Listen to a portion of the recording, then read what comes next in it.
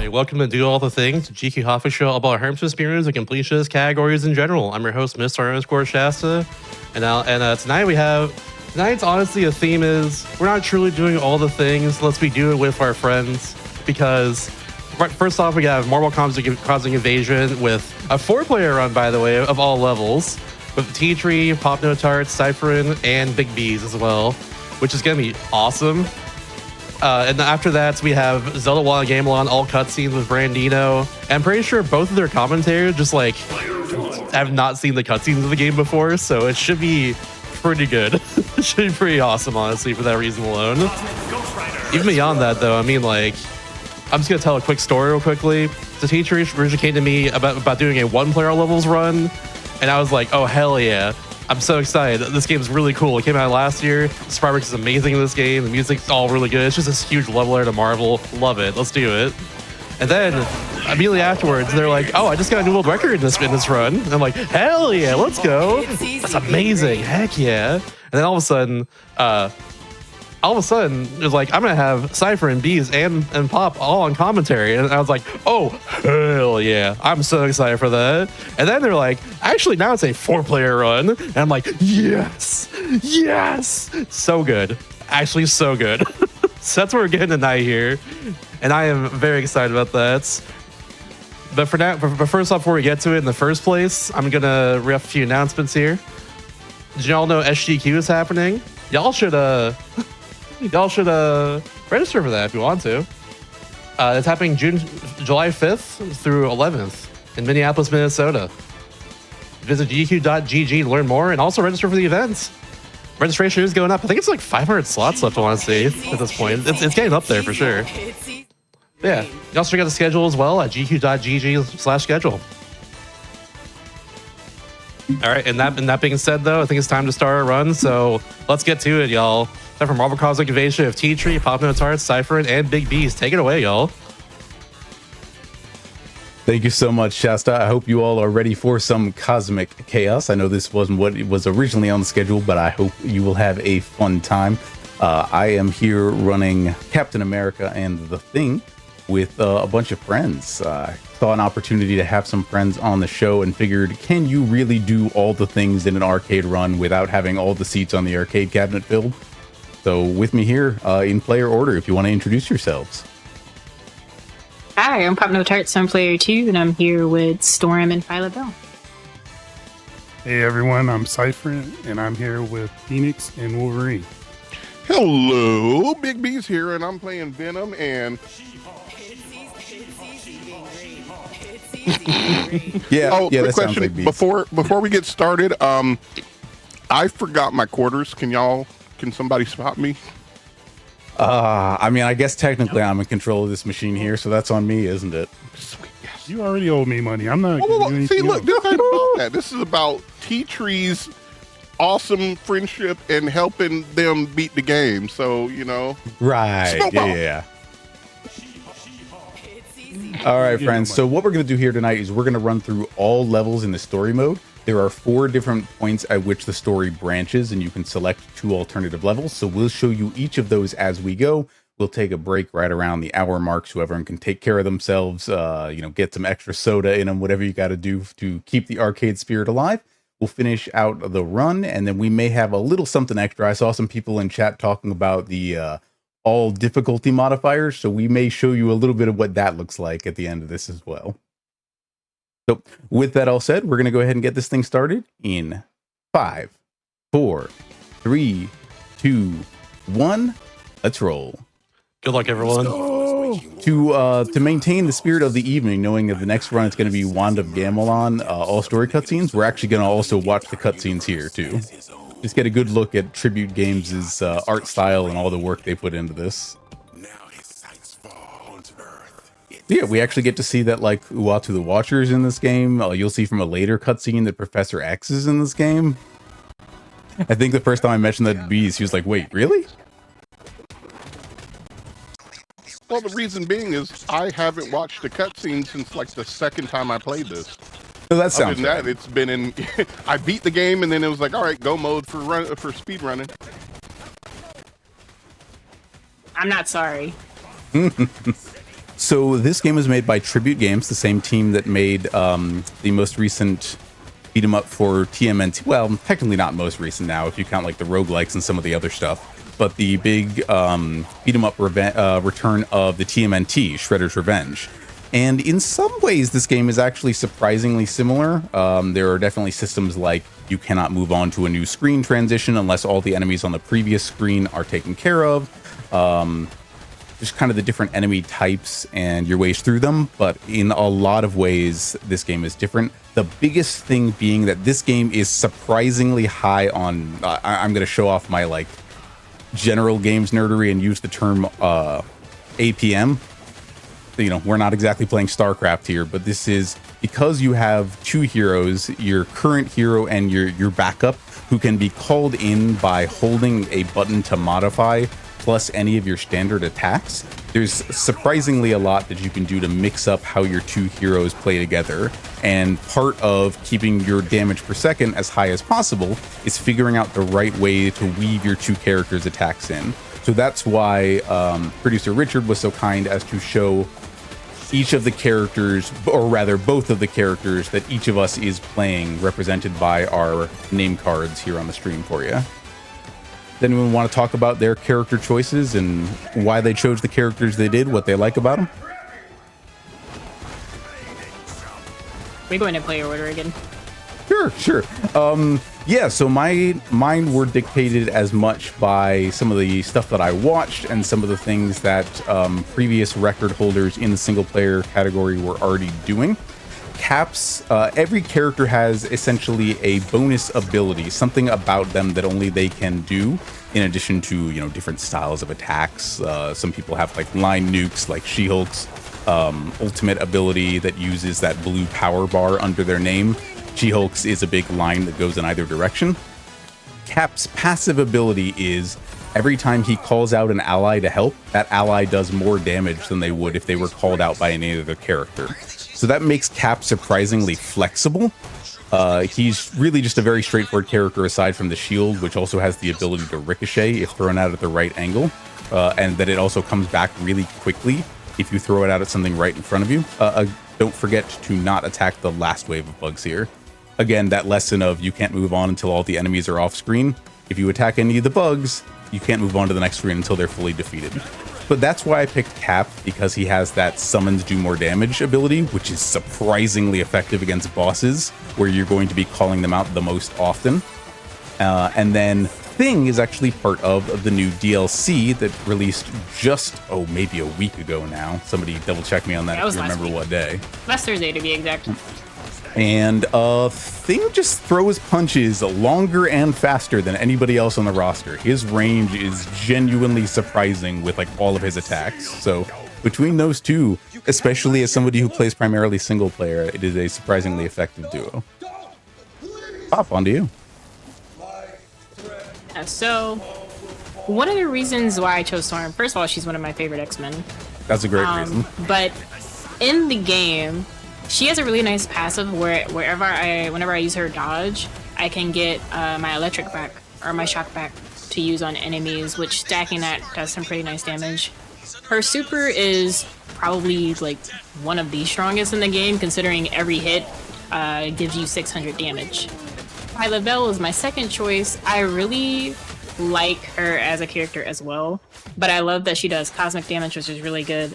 In some of my solo player ones, I love to do cosmic damage to stun some of the enemies and keep them from moving, especially bosses, because Storm can't block, so I have to rely on Phyla's parry, and her parry timing window is so tough, and the cosmic damage can really help with stunning bosses if I need to like prep for a parry.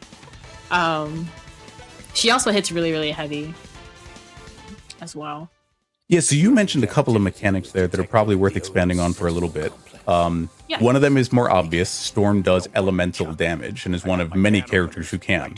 Perhaps atypically, neither of my characters are capable of doing elemental damage. They just both punch real good. But elemental damage is really good for certain areas. Like in this area, all of the bots are weak to electric, so this bot I can kill pretty quickly with Storm and her ult. Bugs are weak to fire, which Cypher can speak more to Phoenix about that. She-Hulk does some sonic damage. Phyla-Vell does cosmic damage. Cosmic damage is going to be the elemental damage that you want the most if you want a character that can deal elemental damage on just about anybody, because it works on everybody. Yeah, and you'll probably see us take some too. It's a purple damage over time effect that also puts a big like purple glowy on any target affected by it. The other thing you mentioned that I feel like is worth talking just a little bit more about before we go to our other two players is the difference in defensive abilities, which is to say that some characters, the more agile characters, get a dodge, which repositions you around enemies and can move you around the screen a little faster than many other kinds of moves, but you cannot block. So blocking is really crucial, particularly against bosses. If you are playing this game, especially as a solo player or just casually, I recommend bringing along at least one character who can block.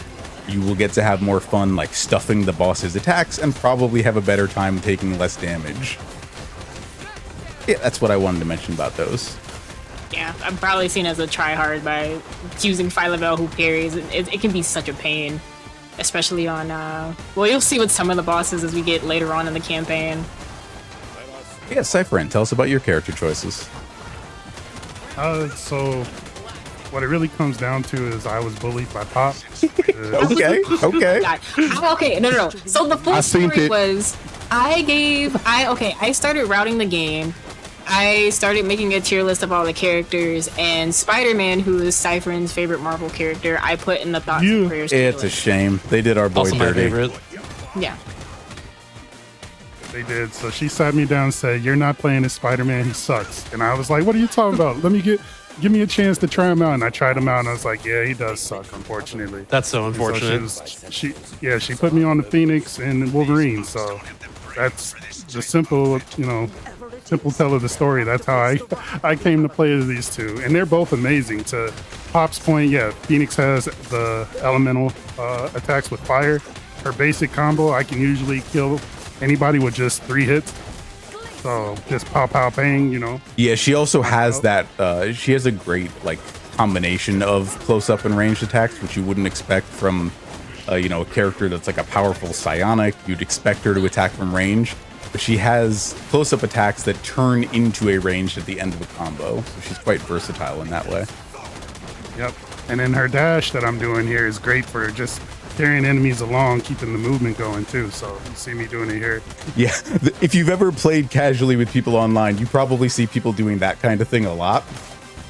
Because, the game does track the combo you've racked up since the last time you got hit or went a while without getting a combo attack or like getting an attack in on something. So some people love to see how high that number can get. Meanwhile, when you're playing in a speedrun, you kind of just want to move on to the next screen. Speaking of, while we take down Master Mold, who is one of the longer bosses in the game, especially without some stuff that we'll talk about in a little bit, Bees, if you want to talk about your character choices. Everybody that I play with, they have these wonderful, amazing reasons. A lot of them being technical. Spoiler, it's the first time I ever saw Cypherin cry because Pop was bullying him. Did not bully him. What happened? Oh, it's my turn with the talking stick, Pop. Okay. Unfortunately, Bees is technically correct. Almost got the 2 cycle. We didn't even plan on that. So my 2 characters, the first one being Venom, he is my favorite character in the Marvel Universe, period. I love him to death. He is phenomenal. So that's why I got him. And then when Pop went around and started bullying people and telling them who they can and can't play, thankfully Venom was in that list of people that were good. So I was super excited and happy, and I love my boy. He's amazing. Plus, I can do this. Nope. Of course, it's going to stop me right when I try and do my ult. Yep, sounds right. Rude. But yeah, both of these. Oh, go ahead. Go ahead. Oh, no, I was just going to say, so I also got She-Hulk because when we were routing, we needed somebody to do sonic damage and, against like the symbiotes. So I got She-Hulk because I love me a good muscle mommy. I love really just a big, swole person. So this is before Thing was even in the game, or else I would have got Thing because I love Thing's whole entire move kit. But So I got She-Hulk and then started walking around, realized I can grab people, slam their face, and spin them around on the ground disrespectfully, as well as elbow drop everybody in the game. And I was like, sign me up. Yep, that's just what I wanted to mention, that both of your That's so characters real. and then also the thing have the ability to grab enemies, which is great for disrupting them. Like, I think if you want to play this game on the harder difficulties, that becomes only more valuable, because if somebody's like, if you can tell from their animation that they're about to get an attack off on you, just grab them. Yeah. Same thing with They don't bosses. exactly You can, have counterplay for that. You can interrupt some of their moves by grabbing them. Now, granted, with the bosses, you can't like grab them and throw them, but you can grab them and interrupt their attacks. And I love that. You can grab them and throw them up until you do 30% of damage. Okay. Yeah. Yeah. But yeah, so I also love it because what's not to love about this special? Yeah, he's one of the characters in That's the pretty game sick. that has a, like, right around me do a bunch of damage special. And then A couple of characters that, like, we're hoping to see cool things from in future patches, like Rocket Raccoon, has a special that's very much like that. It does a ton of damage right around him, and it fires off projectiles rather than just doing damage, like, you know, in that radius every so often, which is what Venom's does. So Rocket is actually arguably the best boss killer in the game. Unfortunately, that's literally all he has going for him. Yeah, he's also in the thoughts and prayers category if you were wondering Yeah. about the tier list. Yep. I, like Cyphrin, wanted to play Rocket Raccoon because he is an awesome looking, just little teddy bear man with guns galore. But then Pop bullied me and made me cry as well. And so I had to choose somebody else. Yeah, his special the villain? ability. You know what? I don't know. This is just the story now, apparently. Like, we're watching the story, so it's unfolding as we go. But yeah, Rocket's thing is that he has, like, you may see the kind of blue cosmic icon under some players' nameplates. That means that one of their attacks, typically on the pop button on a controller, has a resource associated with it.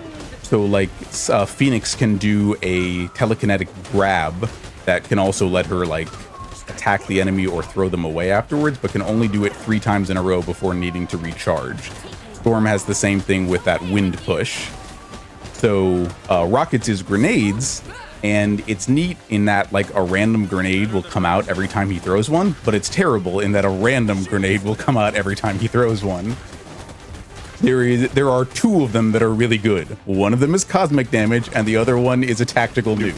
Yeah, and you have absolutely no say over what comes out when. Like, technically, his passive ability is that you can get a slightly higher chance of getting the nuke grenade, but you can't guarantee it no matter what you do. Yeah. And The Rocket that's sounds what like a he's very locked in. fun. So it sounds like a very fun casual character, but for something like a speedrun, maybe more 100%. consistent a lot of the time. Definitely sounds Pretty not much. as good. Yeah, if we're playing casual, I rock it every time. I love him. But yeah, for speedrunning, sadly, he's too much of a roll of the dice. Which is funny, Also- because speedrunners, you'd think, love their RNG from how often we talk about it. Also, gotta say Maybe too that was about like controlling RNG. as someone who's like seen this game a lot more for the first time right now, it really reminds me a lot, especially the mechanics you talked about. It reminds me a lot of like Marvel vs. Capcom, except it's like there's, you know, a 2-player team per person instead It's of 3. PvE Marvel vs. Right. Capcom. Yeah, which is awesome. I love that. No, I think they did that many years ago and called it Marvel Rise of the Imperfects, and no one talks about that game anymore. So I don't think I've ever played it. Which It- now I want to. I wouldn't recommend it, but Oh, you know, well, if you want to broaden your overall gaming oeuvre, that was an Activision era Marvel game, if I remember right. If that tells you all you need to know. Yep. But yeah, they tried to do basically an arena fighter out of it, and people in chat were probably, if there's anybody out there who remembers it, basically my recollection when I started playing this game, and I'm like, oh damn, Thing is actually genuinely really good in this. I can't think of another Marvel game that I've played where Thing is good. I don't know, maybe like Rise of the Imperfects, probably some game that no one played. I'd have to be usual But yeah. check as well too. There's also a DS version of that game someone played eventually. I'm not surprised. But yeah, I've right never heard now of this we're game playing. before. It's EA era, so I was like, yeah, it's EA, gotta be. It's gotta EA, be. sorry, yes. That's the bug's problem now. All right, Taskmaster is all blocks unless he is grabbed or you let him throw his shield. So Still green. Even with lots of characters around, he's eventually going to throw that thing, especially once we get him down under that HP threshold. But yeah, you can play some bosses, let's say, a little bit differently with 4 players than you would as a solo player. Yeah.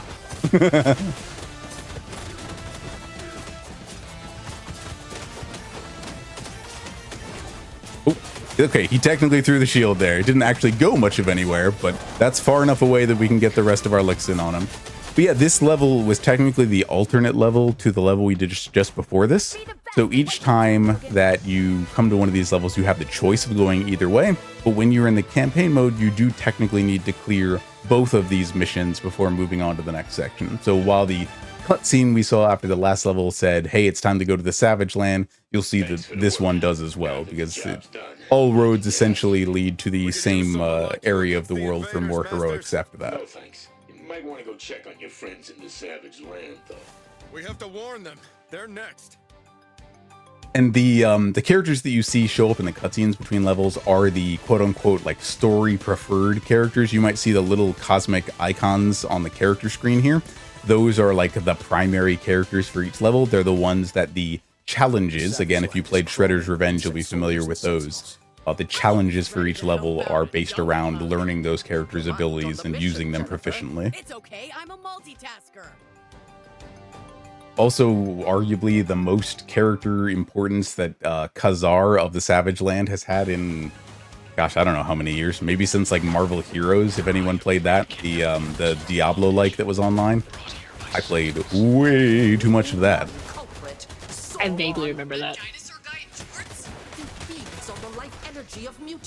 I don't know that one. I actually got turned on to that game right before my computer died, so I was like, "Yeah, this is pretty fun." Oh yeah, and that game did technically come back thanks to fans just a little while ago. Yeah.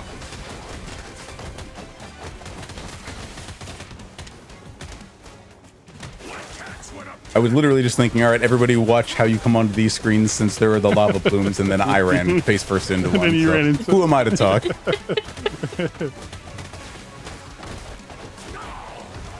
Baby shark doo doo doo doo doo doo. Anybody needs health, there Please is no. some down there. There are a variety of different health items. Some of them restore some health to one character on your team. Some of them restore some health to both characters on your team.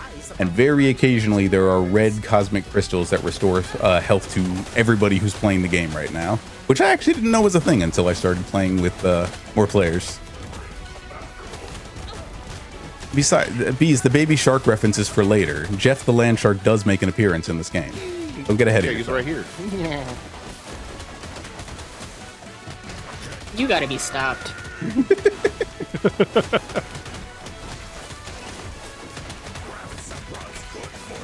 I'm not gonna lie, if they put Jeff as a character in here, it's gonna be him and Venom, and that's my team. Don't matter what Jeff can or can't do, you'll still Yep. play him. Shark Bros all day. But yeah, you'll occasionally see the challenges bar pop up on the left side of my screen. I have done all the challenges in game, but I started a new campaign progress so you could see more what it would look like to start from a fresh game. So that's why you're seeing me fail the challenges for don't get hit by the dinosaurs and things like that. Because yeah, especially when you're playing with this many players, it's not really top of mind. Those challenges are still a pain to do solo. There are some of them which are particularly difficult. I was just talking to Bees who started trying to do those in the last day or two, and we were all commiserating like, yeah, there are definitely some of these challenges where there are only 1 or 2 valid places in the entire level to even attempt them.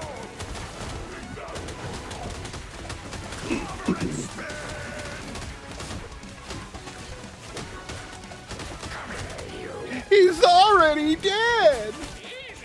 Which is actually something you should be mindful of, because enemies that are defeated can be juggled for a long time. But again, you can't move on until... But I it's thought you were gonna fun. mention the zombies. Oh, yeah. No, thankfully, they took care of that with the most recent patch. Early on in both this game's life and Shredder's Revenge, there was a nasty habit of basically host and clients games disagreeing on whether or not enemies were defeated. and they would just kind of get up and keep walking around despite being dark colored, suggesting that they'd been defeated.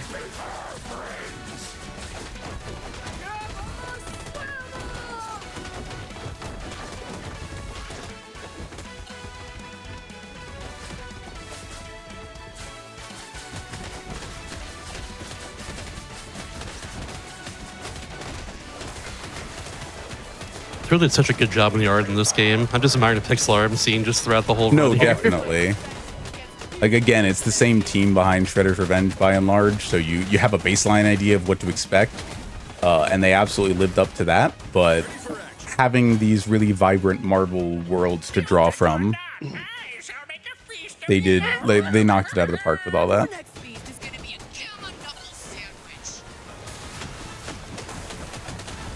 Yeah, so this is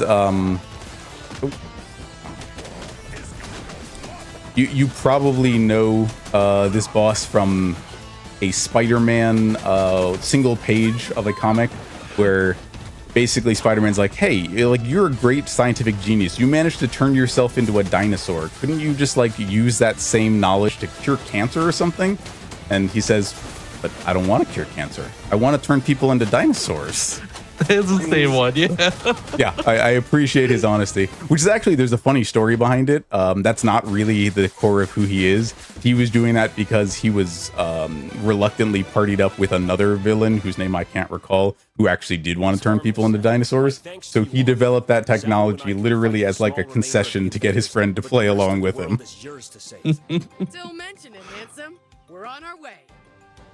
I mainly know him from the 90s cartoon. Yeah, me too. Yeah, that makes sense.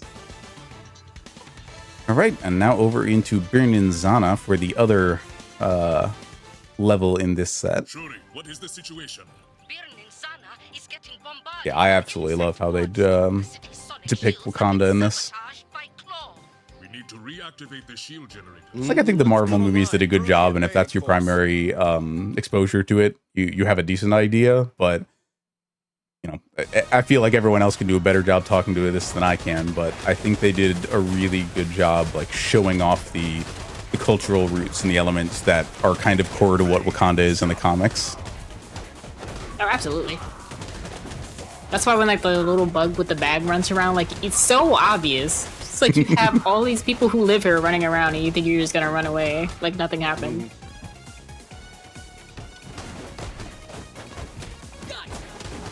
No, the work here is really, really pretty. I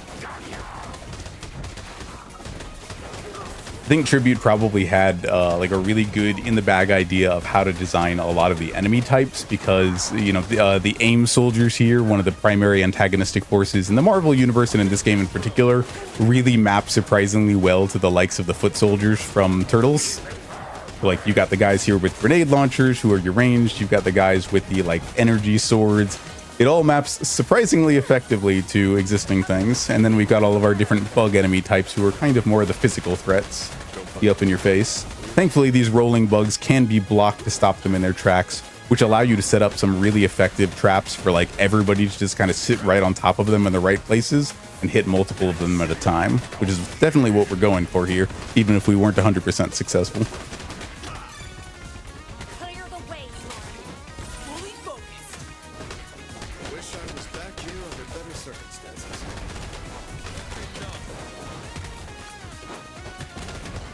Well, yeah, in case we haven't mentioned it, because we haven't, the music in this game is also like, I wasn't sold on it at first, but some of the levels that you don't necessarily get to earlier in the game, and some of the levels like this one that actually don't show up in the any % run because they're not faster on average than their counterparts, have some of the best music. So overall, I am quite impressed. It just had to grow on me a little bit. The team is definitely eye candy and ear candy I for was about sure. to ask, is it T. Yeah. Lopez? He can't. Yeah, Yep. it's T. Lopez. You can't go wrong with him making music for any game in this style, honestly.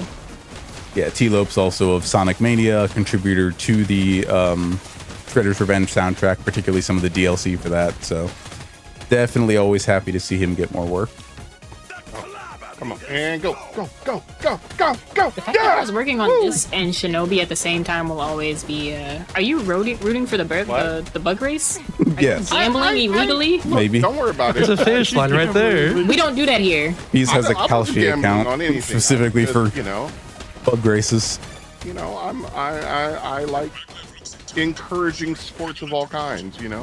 Okay. I'm a So philanthropist. Bees is in it to help them grow as athletes. I got it. Thank you. See, Petrie knows. They're trying to take over the world. The changes in your bank account are completely coincidental to any other. Yeah, Got it. Heck of a coinkydink. That's all. Right. And you know what? Most of them are trying to take over the world, but those poor little guys, they just want to, they want to race. That's all. That's why you missed your jump. Correct. You know what? Dang. This is actually the one place in the game where I don't recommend playing as Thing as your primary character, like, at all. Because as it turns out, his hurt box is also significantly bigger. You can still jump over those barricades, but it's harder than you'd think.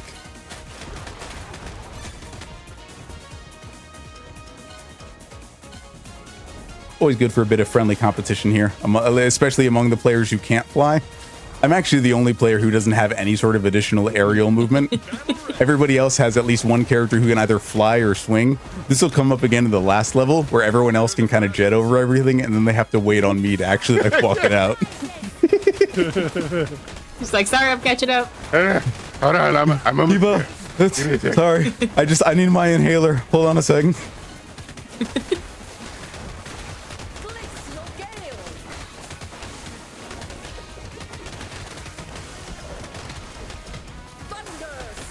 It's funny, I thought I had that block on lock, and then an enemy snuck up behind me and bit my ankles. That's definitely what'll happen in high player count games. Talking all that jump pop, and I see you laying down. I was in the middle of an attack. You were standing still. Nope. You were still laying on the I ground. was literally in the middle of an attack. I didn't see it. You can't even read. Wow.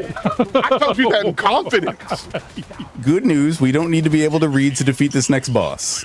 Bad news, we do need to watch our spacing very carefully. Yeah. See, now y'all sitting out here talking, hearing Pop going, oh, I'm not mean. Y'all see it right there. Right there, Pop is. No, said I'm not the villain. Oh, yeah. But you made her the villain, so now she has to be. I don't know what to tell you. Exactly. Yep, so this is actually your first, if you weren't playing a character that does sonic damage, this is going to be your first exposure to it, because that's what Claw here is all about. As a vibranium thief and enemy of Wakanda, he also has the ability to go invisible and intangible, which unfortunately happens both on a time limit and at health thresholds. So you basically need to wait for him to chase himself around. He's actually moving around as quickly as he is because he's trying to destroy some of these sonic conduits, so we have less ways to make him vulnerable. Yeah, we almost didn't let him. Unfortunately, we got there eventually, and we popped one just a little early, meaning we're going to lose one cycle here. Let's see if we can get him back over to one of the two remaining ones in a timely fashion. All right, I'll go. Yeah, I'll all right. Here. Yeah, let's split up. Come on, jump over here, genius. Gotcha. There he is. Surprise!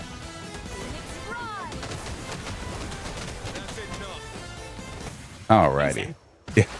That's actually the main reason why this level is slower than its alternative, specifically because Claw is a pretty protracted boss fight. I tracked the bugs' flight path. Their ships are coming from the moon. Those bugs came from the moon.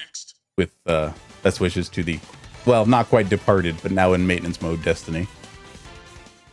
I've gone ahead for some reconnaissance. Wait! Hold on, Red. I'm on my way. Okay, bye, Phoenix. Sorry, friend. You might have to play with one character for this level. No. That's just Madeline. Right. Life is still Jean. Yeah. For those that don't know, Madeline is actually Jean's evil twin. Yep. Yeah, say if anyone's by Mr. Sinister, right? Yep. Even as the invasion spreads to my own. I know something. Nickname the Goblin Queen. If anybody here didn't know that comics get weird, comics get weird. Yeah. Very much so. That and everybody takes a turn as basically everybody else at some point or another. Like, Phyla-Vell has also been... Phyla-Vell is the biological daughter of the original Marvel, who was also known as Captain Marvel. You know, very original names back in the Jack Kirby and Stan Lee era. But Phyla-Vell has also been Quasar, a character who is defined by a set of cosmic wristbands that basically give you most of those powers. Has also been... Let's say, also isn't the only character to be either Quasar... Oh, Phyla also took a turn as Captain Marvel. Yeah, I was about to mention that. Thank you. I knew you would remember, though. I was not so confident, so thank you for believing in me. No, I believe in all the homies. Even the ones who make me a villain. Bye, friend. I mean, you believe in them because you choose to live up to that. Like, you're yes-anding the story, you know? Yeah, I have to make their lives the truth so people know that they're upstanding citizens. Literally my least favorite bugs in the only non aerial bugs are my least favorite. The big gas bag bugs, because that gas will slow you down for longer than you'd like it to if you get hit by that. And then we got a decent amount of... Thankfully, we got 4 players to do this cover. Doing this solo is less fun because you got to time your movements super, super carefully to be basically where each of those exclamation points pop up on the walls. And then you have to have the right move ready to intercept them. Yeah. Your quick version of the... Oh, yeah, we even got to see a cosmic cube back there.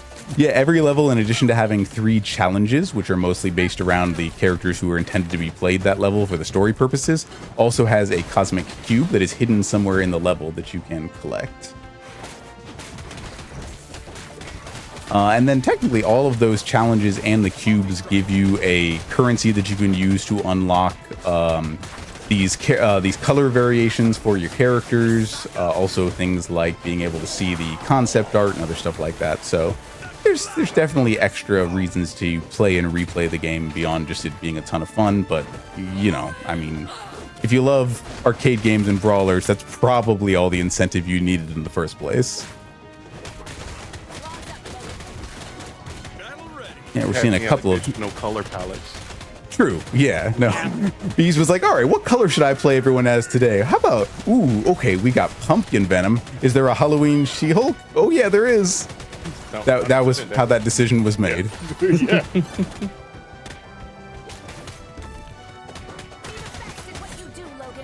Nobody really needs the food. Oh, I can't even have it. Nope. I don't think anybody wants a piece of moonsteak anyway, for being honest. That attitude. I mean, I'd try it. My teeth probably wouldn't appreciate it if I had to guess. All right, this is a very block-heavy boss, so we'll probably sit on top of her as much as we can, because every attack except the laser or the cosmic ray that you'll see go out with those particles in front of it, every other attack can be blocked. Thankfully, we have a lot of characters who are good at that. Bigger issue is actually being able to see where she is and when she's attacking, especially with another Phoenix on the screen. Yeah, I'm not gonna lie. Half this fight I've been fighting Cypher. Correct. That's why I picked colors. I have straight up been fighting Cypher this whole time. Yeah, no, that sounds right. You were fighting Pop earlier. Why not start fighting Cypher now? No, Beast has actually fought me when Phyla-Vell, I was clearly blue. And Prez, Scythe are fighting the boss, and Peace is just like, man, it's just taking forever. I'm like, I'm not green. Of battle. I'm not green. Things get skewed, all right? I'm sorry, Pop. I don't see color, okay? I was just trying to save the world. Say hi and bye to Lockjaw, who is a very good dog, and I think the game's only inhuman representation. Yeah. He does that anyway. He'll fight his teammates. Look, that only happened like 15 times, Scythe. That's it, all right? Only 15. Oh, okay. He's not going into a cage. Oh my God, Lockjaw, please come live with me. I love you. I love Lockjaw so much. He is a very good dog and a teleporter, so might be a little dangerous to keep around the house. Heck no. But he can let I'll be he can let fine. himself out when he wants to go, so that's a benefit. Yep, that's true. Exactly, And I can wait, exactly. like, Teleports. 2 Think minutes. about it. Any convention you want to go to, just buy the badge and your hotel. Yeah. True. Would make getting to SGDQ very convenient. Yeah. It's true. Or just seeing friends who live in other places, you know? This could be a local co-op run. Yeah. Which, credit to Tribute for the recent patch. We have not seen any eccentricity in like the co-op play, which was kind of a hallmark of Turtles for a long time. So the fact that this game has run as cleanly as it has across this 4-player game so far. Let me knock on wood. You had to say something. Right. Oh, by the way, there's Jeff. It's Jeff. Yeah, I love them. Hi, Jeff. Buddy, yeah, I'm a shark too. Yeah. Get out of my way. I was talking to Jeff. If anything bad happened to Jeff, I would immediately cancel this entire game. I'm sorry, everyone. I just need you to know that. No, that's valid. It makes sense. Understandable. Have a nice day. Thank you. Yeah, if anything happened to Jeff, Venom would immediately turn on everybody in the room. Sounds right. Even Venom has Why some is the sense food of decorum. invisible for me on this level? Uh-oh. Okay, now that one shows. Oh, Okay, it's good. every other thing. Or maybe Scythe picked it up that quick. Yeah, I think maybe that's what happened. Yeah, yeah. Shoot, Jean was hungry. I mean, she needed it. I was gonna say, I feel like the Phoenix would have an especially high metabolism. Yep. All right, I saw the first weird thing happen. That bouncy bug that was supposed to be the first one out on the thing on the far right, he just kind of hung upside down in midair until I think the rest of y'all took care of him. So the viewers got to see something a little strange. You got to see a bug. Yes, a bug. You are correct.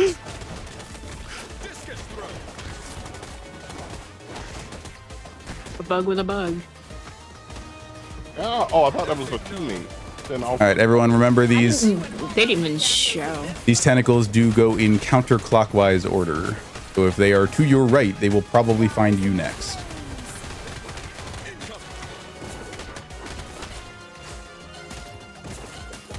Come here. No. Over there. I just appreciate that the game doesn't really attempt, like, you got Fin Fang Foom and a bunch of other really out there characters in the background, and the game doesn't really bother to explain to you like where these mysterious tentacles are here from. They're just here. You'll deal with it. They're a stage hazard. Don't worry about it too much. It's video games. It's fine. Correct. This is one of the most video games in a proud history of similar extremely video game brawlers.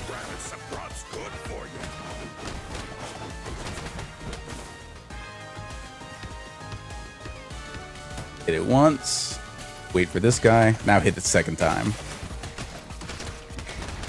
Use our axolotl friends to, turns out they're actually some of the most powerful characters in the game. I don't think we could defeat enemies that effectively if there were 4 of us, so. Yeah, I know. I'm glad they're a friend and not a foe.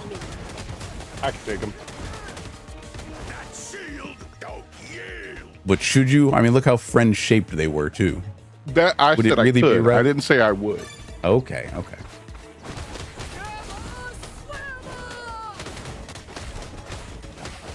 And these creepy little guys with the big marks on their faces, you may recognize if you are a avid reader, especially from the 00s and 2010s, from some of the symbiote-themed events, which, you know, everybody else could probably just tell from the color scheme. But that mark on their faces in particular is a mark of Carnage from a period of time where he... Actually, I think it might be the mark of Null, and you just saw it on Carnage first. But I'm getting a bit ahead of myself. Now it's time to fight Venom. I think it's the mark of Noel, because in the game they do references just like, you know, Noel was our leader, right, for the symbiote. I think the first time that, like, the absolute Carnage storyline that introduces the whole idea, I think, is before you know who Null is. Yeah, which kind of makes sense because just like, you know, you see someone and then you see the leader. Right. It's not good tension building to walk right into the idea of the god of symbiotes. Yeah, no. You gotta build up the anticipation, you know, make people clench their cheeks in fear. It's like, oh, this is the real deal. This is the final boss. Yeah, speaking of, especially when you're speedrunning, some of these bosses like Venom here can really make you clench your cheeks. Venom just has these really weird attacks where there's a bunch of wind up, so blocking them effectively, which is really important to do for speedrunning. You know, if you don't let your opponent take their turn and you get another one, obviously that's faster. But because of his attacks being so long and winding, blocking them effectively is surprisingly difficult. And now here's a level for everyone who likes Thor better than a lot of the other Marvel stories. Say no more, Lady Sith. I pledge Stormbreaker. Also Thor but a horse. Shoutouts to Beta Ray Bill. Thor's. Correct. I was waiting for Thor's. somebody to say it. Thor. I was thinking it too. And now we play Rainbow Road. Woo. Yeah, pretty much. Also, this is a great place for Thing, because if Thing holds an attack down, he does a haymaker that just sends an enemy away. And because there are no guardrails on the sides of this level, I can basically just rock him, sock him for a while.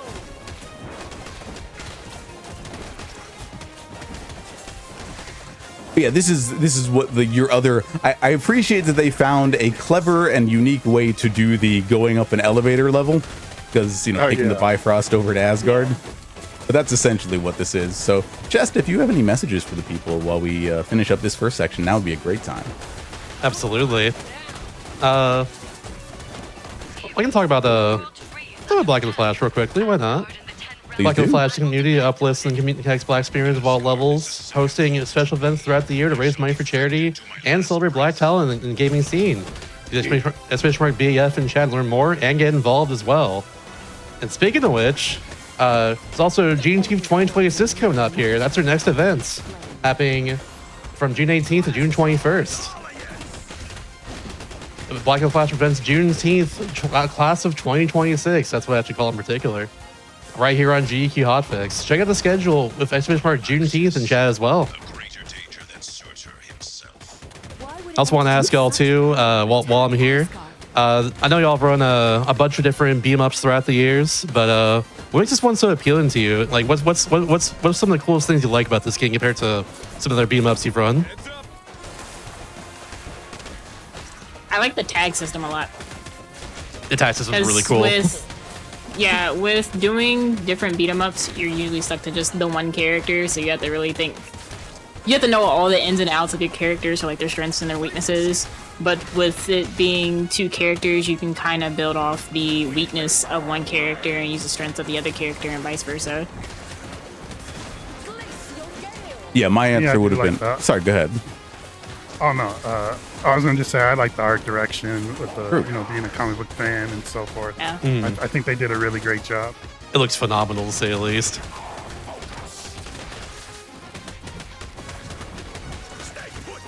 Yeah, my answer would be very similar to Pop's in that I feel like the tag system was actually something I didn't take to quite right away. I kind of felt like it was like, oh, it's, you know, am I sending enemies away? Am I popping them up? It felt a little awkward when I was just kind of trying to use it when I was already on top of an enemy rather than using it as a way to open them up for a combo. But as I explored more, as I watched some videos of people who had already figured some things out and how they were playing the game, I'm like, oh, okay, no, actually, this is an extremely high action game in that you should constantly be doing several things at once. You're kind of controlling the directionality and the action that you send your ally character out to do while controlling, especially when you're doing the supers. Like if you're looking at Cap and Thing, you'll see that typically when I throw out a super, I immediately use the assist button by itself to switch out to the other character, because you can continue controlling that second character in the meantime when you're like locked in place doing the special attack.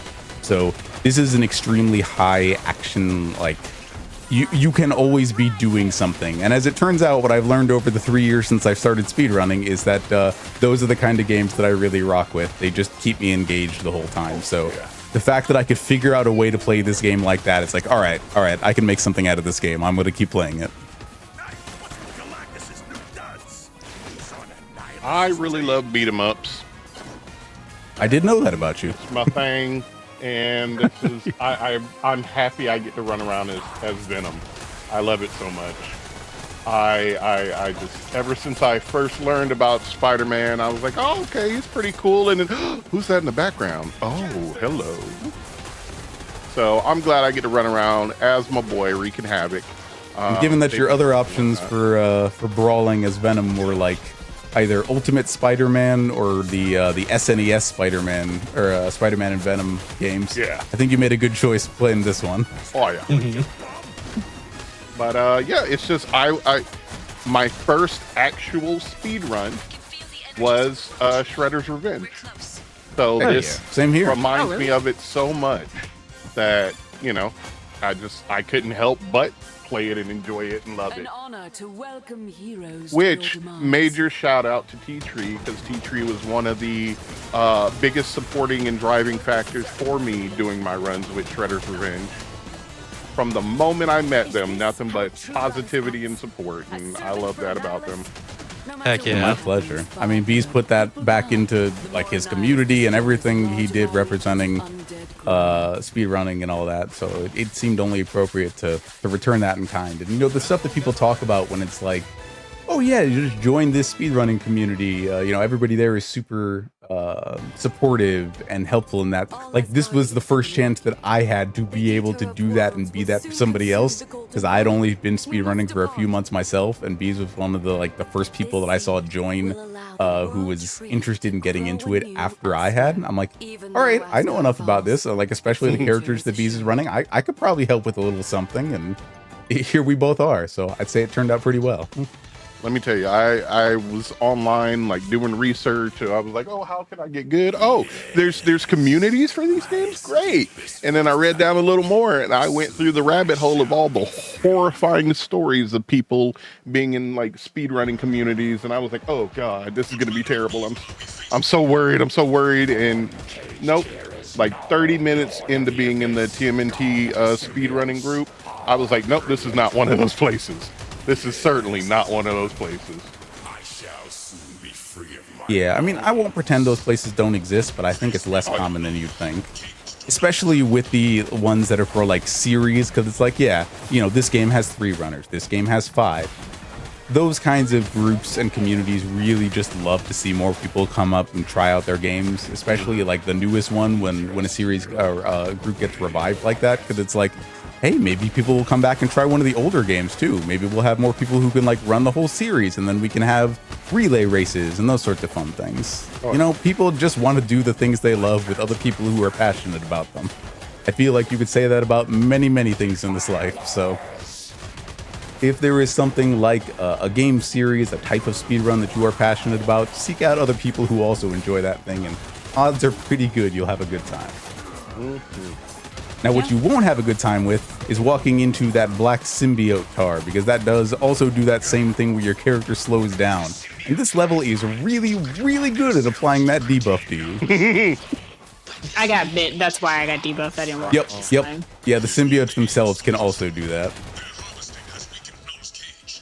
I had to let it be known before B said something slick. I felt it in my soul. I'm just saying, I ain't even have to say it. You already knew you did something wrong.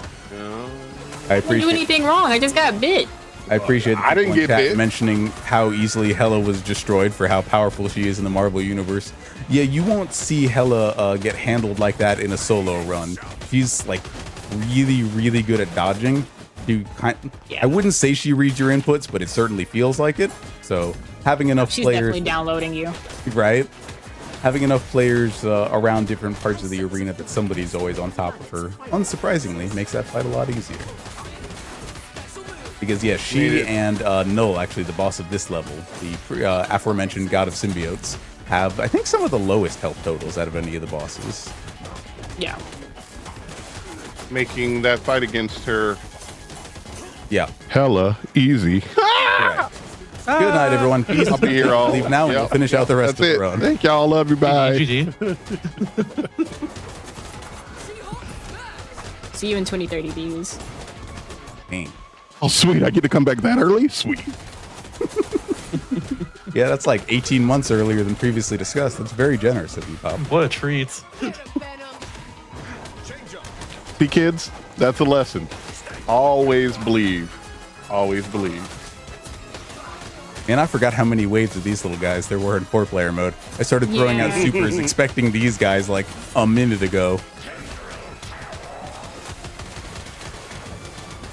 Yeah, and one of the other really fun things about doing large player runs is the same way that you can combo your characters into each other as a solo player, you can just do in like new and unique ways with multiple players.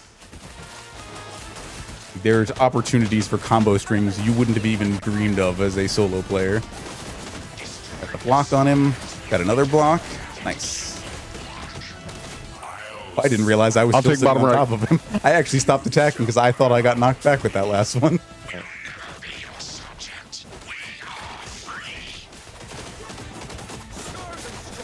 Yeah, that was clean.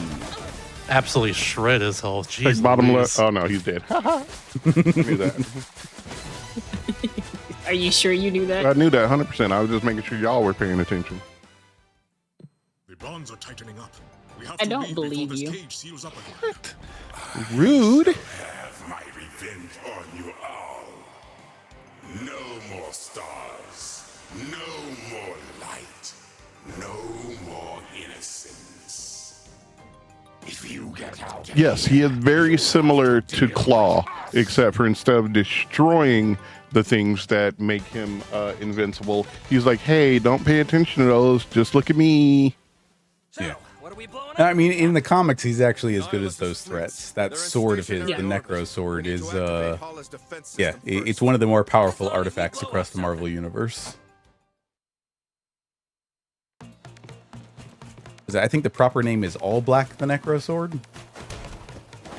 Yeah. People gotta have a fancy name for everything, I swear. Yeah, I see. Challenge failed. Tap is here saying better avoid these searchlights. Look, when there's this many players on screen, that's not going to happen. So we might as well just beeline for him. I love it that Cap was like, better avoid these searchlights as he's standing directly in one. Like genuinely, even in my record run, I found because Thing has that move where he bounces twice in a row and there's a hitbox on the way up and the way down, it's actually just easier to take out most of the searchlights that you can get at.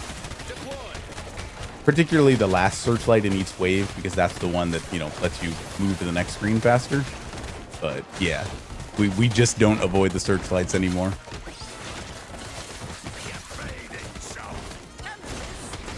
Have you ever known speedrunners to be the type to stay out of the spotlight? I know some runners that are like that, question? but usually not. Okay, have you ever known a speedrunner who shows up on the hotfix to be the type to stay out of the spotlight? That's more like it. Fair. No, that's fair. Thank you for letting me workshop. I knew I'd dial that one in eventually. You were getting there. You were getting there. Yeah. Papa was a rolling stone. That one goes through my head every time I see things do the bounce. You know, this was a genuinely inspired choice of move they could have given him. It's not what I would have thought of, but I'm like, I am so glad to see it. It is effective. It is thematically appropriate. Besides, if I were any of the enemies in this game and I saw a, 3-ton ball of rock bouncing down the road at me, I would also get the heck out of the way. If that happened IRL, I'll also get the heck out of the way too. Yeah. No, the thing is, if you remember that classic social media post, the thing is a small boulder the size of a large boulder. Greetings, heroes. I thank you all for putting me back into command. What's even worse about this is that the enemies choose to fight when you have heroes like Rocket. I'm sorry, if I ever saw a raccoon with a gun, a grenade, or just anything that could nuke an entire area, I'm going home. Yeah, probably. I mean, the world mind has seen weirder things. That's the Kree Supreme Intelligence we were just talking to. So I'm not surprised that he no-sells the whole idea, but some of the stuff we've been fighting, yeah, they're like not in the same power bracket or the right pay grade to put up with this nonsense. And if anybody was wondering who T-Tree was talking about, that was Zordon from Wish back there. Correct, yes. I mean, technically predates Zordon. Zordon might be the Timu Wish version, but...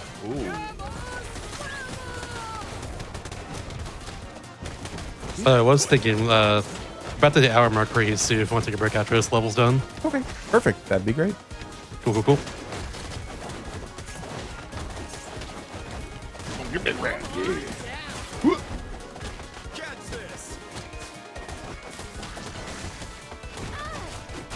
Yeah, one of the other things I really like about Cap, and why I might ask Cap to be revised on that tier list of pops, is he can throw out the shield at any height in his own jump, so he can use it as an anti-air tool in addition to others. He's only A tier for me. I didn't know that. I actually did not know that. See, I'm here to present additional evidence to the board for consideration. Maybe there's still hope for Cyclops is Spider-Man. He would need to be patched. Maybe there's still hope for Spider-Man. He I needs to haven't be found patched. anything yet, but No. Spider-Man sucks because he has no. Everybody can combo reset after dodging. He has an uppercut that should combo reset after you do the uppercut and then dodge, but the game's like, nah, you got to do it all over again. Also, why play Spider-Man when you have Venom right here? He has a fantastic argument. Now, if they put Miles in the game, Oh, 100%. yeah. Oh, hell yeah. Well, they better do right by him. All right, the most better block this boss in the game. Pop can tell you, there's a lot that Phyla can do that'll really throw you for a loop. And yeah, this Phyla is good at doing all of it in a row whenever she feels like it. That one is surprisingly hard to... You can actually block that super at the front of it or at the back of it, and it'll basically just lock Phyla in place wherever you blocked her on. Thankfully, with 4 players, there's enough damage that because her health total isn't super high. All right, Bees, let her drop. My bad. She got to hit the ground before we can move in on. the moment. Sorry. I was in the heat of battle. All right, we're going to go ahead and watch this cutscene real quick, and then we'll take a break. But yeah, this cutscene is actually when you gain the ability to play as Phyla if you're playing the story mode for the first time. I wonder who the purple guy in the closed captions down there was. Uh-oh. Oh, yeah, right. Josh Dang it, Brolin. Grimace. I remember him. Come on, Grimace. What are you doing here? All right. And right after the break, we'll go say hi. To That the sounds Bug good. Rangers. Oh, Mighty yeah. Morphin Bug. No, that's another level after that. Oh, well. Desta, send us to break. Yeah, we're right back before Marvel Cross Invasion after the break here, so stick around. It's been awesome, and you want to see more? And welcome back, everybody, to Do All the Things, the GDQ Hotfix show, all about Harm's experience, and completionist categories in general. I'm your host, Mr. Shasta, and I say let's get back to this Marvel Cosmic Invasion 4-player co-op run of all levels, which has been nothing but eye candy and ear candy the whole time. It's been fantastic. Let's just keep going. I mean, outside of the part where you've had to hear us argue with each other the whole time, but I guess that's part of the charm, isn't it? That's part of it.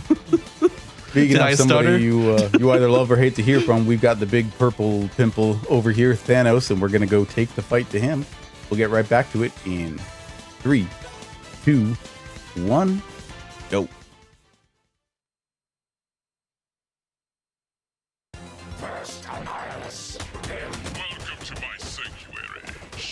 How many people actually enjoyed Infinity War? If you saw the movie, I liked it. I enjoyed it specifically as the first a- half. Yeah. Oh, that's a good question. Or yeah, sorry, specifically the second half, right? That's Infinity War. Yeah. I enjoyed it as Yeah, I like- a Michael Bay explosion movie. So there were Right, like boom right. booms. It was the and I- payoff to what? Yeah. 10 or 12 years worth of build-up. Exactly. Was it a and for me, well-crafted movie on its own merits? I don't know about that, but sorry, I cut you off. no, it's fine.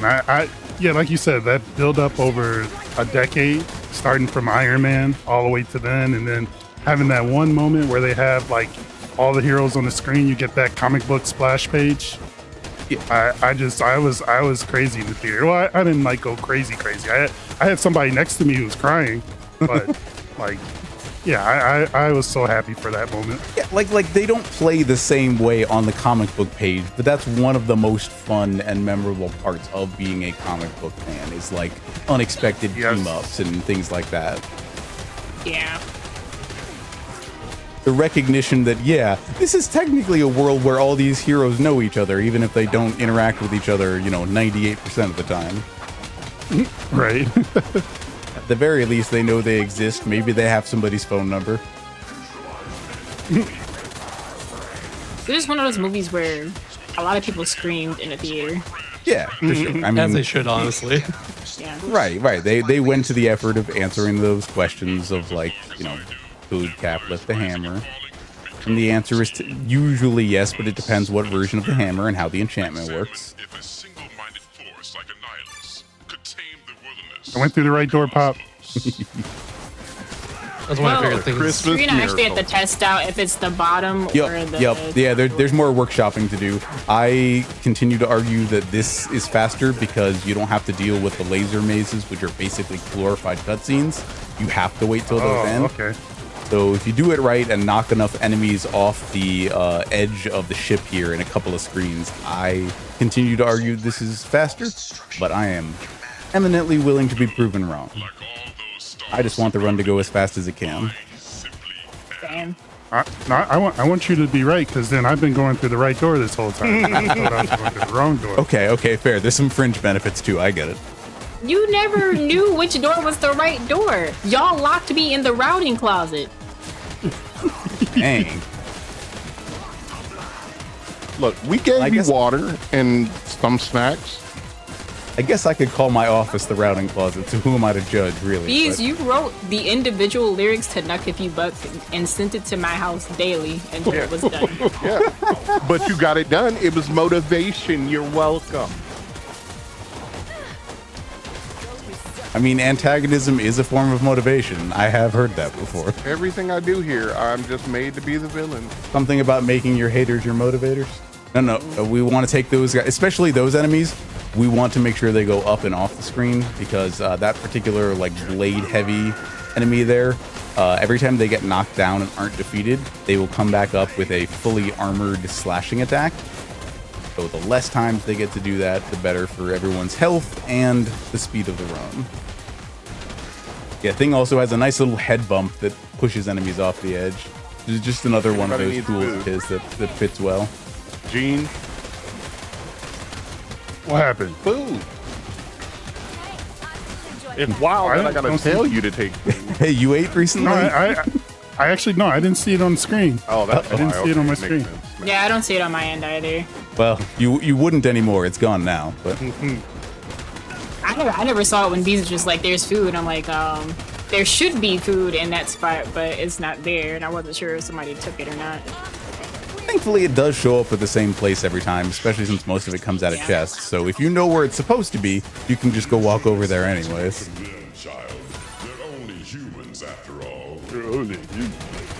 I feel like that line doesn't hit the way it should, because it's like, this is a cosmic area. You know, Phyla isn't a human. Thanos isn't a human. Like, I know you're just trying to throw shade, but come on. Who else aside from the players are going to appreciate what that line's supposed to mean?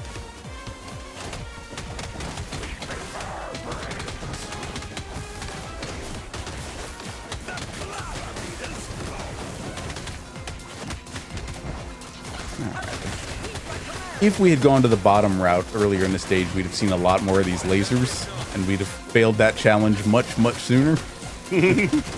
But yeah, they start throwing more complex combat arenas at you over time. This is a good show of that.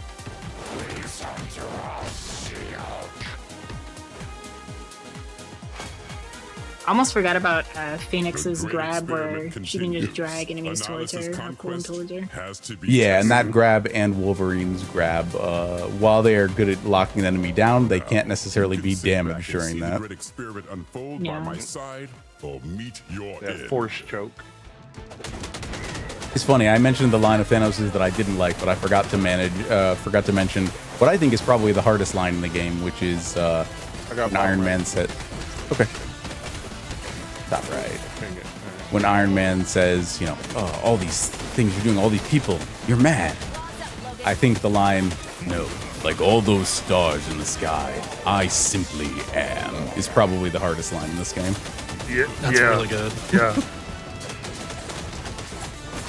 I think more villains should be unapologetic about just being a force of nature. I mean, granted, that's not really what Thanos is about in most versions. He kind of just wants death to call him back. But it sounds good. Oh, we got all the characters on at the same time. Yeah. Is activated. Time to take the fight to Annihilus. I also appreciate that Thanos isn't the big bad. He's literally just the enabler here. Yeah, you always gotta have a really good instigator. Right. You're not wrong. It's like, I'm not here to be the villain. I just want to see the chaos. All right. Let's take on our Power Rangers first. We'll go to the Hive. Also, while chat is mentioning some of the characters they'd love to see show up in this game. Oh my God, yes, Nightcrawler. Oh, yeah. I would say, who do our players here want to see? I was about to ask that question too. Thank you for doing that. My top 3 would be Rouge, Gambit, and Nightcrawler. Oh, Okay. Gambit as well would be awesome. Yep. I show all 3 Honorary of them. 4th would be Kitty. Okay.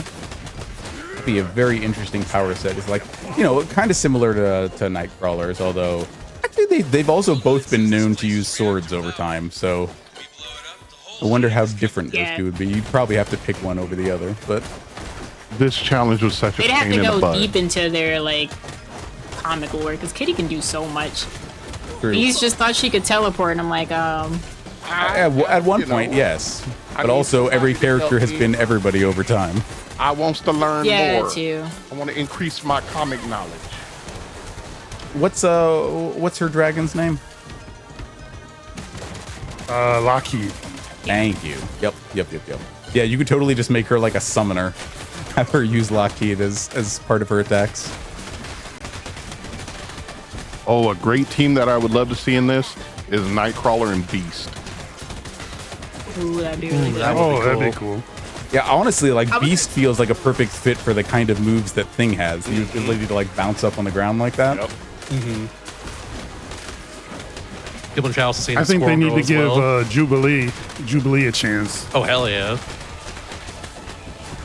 Fall explosions, especially the fireworks. Would be awesome. Yep.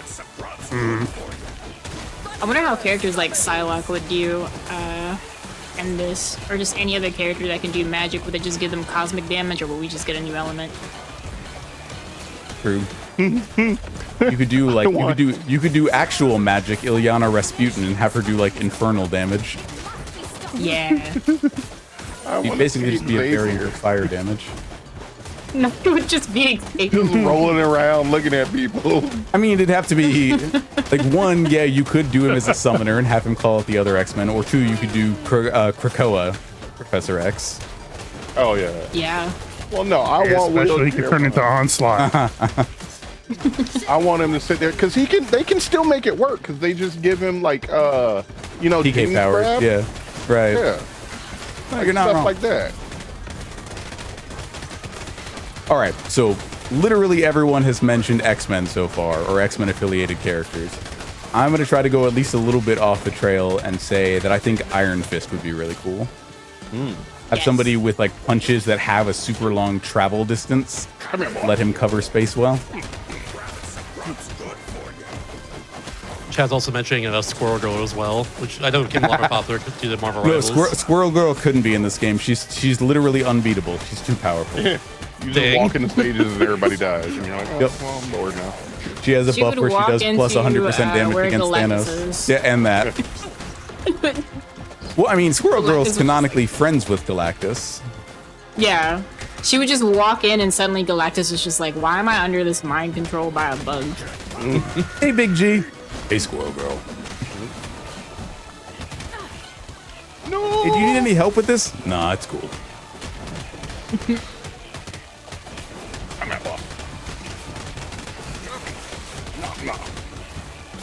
Yeah, work with the pits, at least when you can.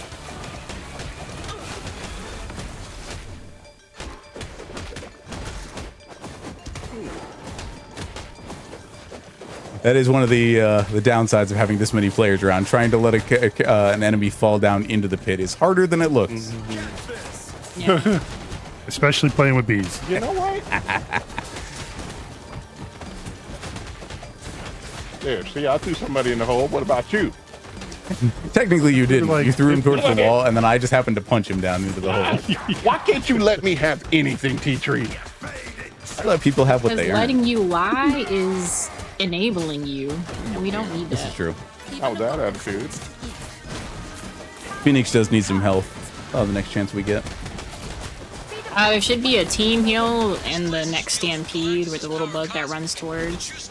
Okay. Yeah, You yeah. just gotta survive to the next. Is that after the zone transition? Yeah, I think it is. Or Yeah, is so it on like the right next after screen? this, and yeah, it's on the next screen. So like right after this, and by the stairs, it'll run out. It's fine. We'll be Wolverine for until then. You see, I follow the 5-head rule of just don't get hit, so I'm not the one who knows where all the health is. Oh my So God! after this, hang. it'll be the stampede There we go. by the stairs. I told you they locked me in the routing closet. I know where all the food is. Seriously, though. I mean, they all knew that if they did that work, they wouldn't remember what they learned afterwards, so thank you for being on top of it. 100%. What was that? What'd you say? Huh? Exactly.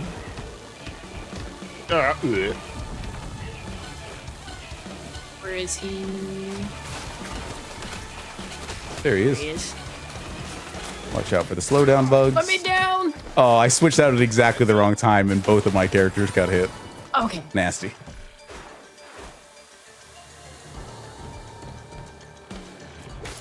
Another character being mentioned by chat that I thought about, but would also kind of be similar to a lot of the brawlers already, is Luke Cage. So if they did Iron Fist, if they did like a Defenders 2-pack, Oh, that could work. Yeah.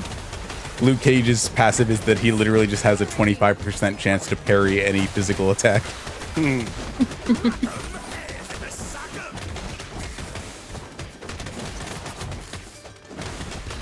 Who's the most unusual character you can think of who probably still fit well? I mean, we talked about Jeff the Land Shark earlier.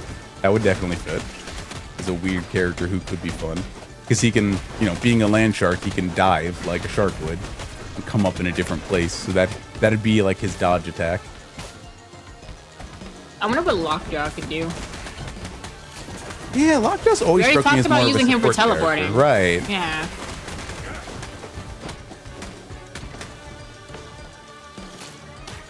Worm.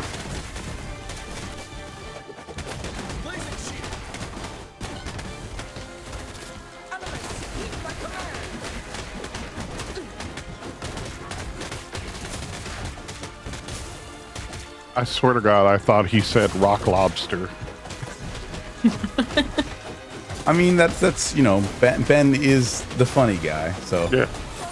not in the same way as the Human Torch, but Ben definitely thinks of himself as something of a comedian, so I wouldn't be too surprised. Go Power Rangers. This is a boss that I feel like should be difficult, but is actually way easier than it should be, because, yeah, this one health bar, that's for all three of them. I mean, I guess it makes sense being that they're, you know, symbiotic organisms. Yeah, but the thing is, like, they add more of them, which then just gives us more targets to hit. Right, that's what I'm saying. Like, especially That's with not the big... good when you have someone like Storm who can just do a screen ult. Exactly. Storm, Cap, Phoenix, all the and She-Hulk with the line nuke. Yeah, you line everybody up right, and they're all gone at once. Death before defeat. Vision could work. Ooh. Yeah, Vision could be fun. Very similar to, I think, how they made Cyclops, in that there's a range of close-up attacks, and then also, so like Cyclops' basic is literally an optic laser, so it's a ranged attack. But he also has some of the old, if you know Cyclops from a certain era of comics, what people would affectionately refer to as punch clops. Yeah. When he actually had to learn to do like hand-to-hand combat. This strange place, I hear the elements song.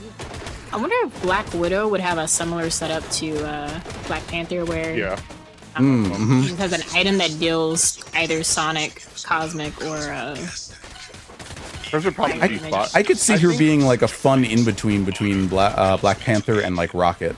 You have like every time you reload your cartridge, you get a different damage type. I was gonna say that I would see her being a mix between Black Panther and Cosmic Ghost Rider, since he has that. Like, oh yeah, CGR would also be. Oh yeah. A character we literally haven't mentioned to this point. An hour and 15 minutes into the run. Oops. Yeah, Prez is actually a Cosmic Rider main. Okay. As well as a Beta Ray Bill. Shout out Prez. Yeah, the Cosmic Ghost Rider, if you don't know him, is a version of Frank Castle, the Punisher, who became the Ghost Rider and then also became a thrall of Thanos after in an alternate future where Thanos takes control of everything.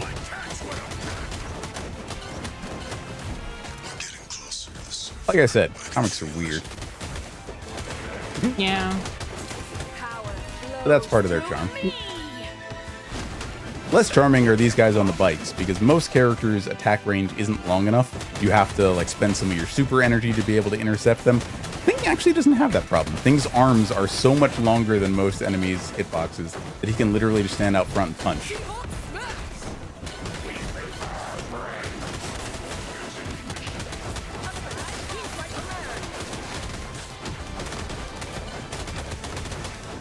Yes, I appreciate that, you know, not that I expected otherwise from how comic accurate this game generally is, but that we got Big Purple Galactus back there, and the game doesn't shy away from him as being eminently a comic book character.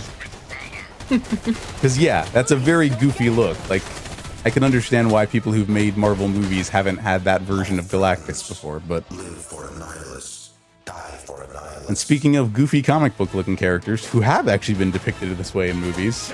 Come here, boy.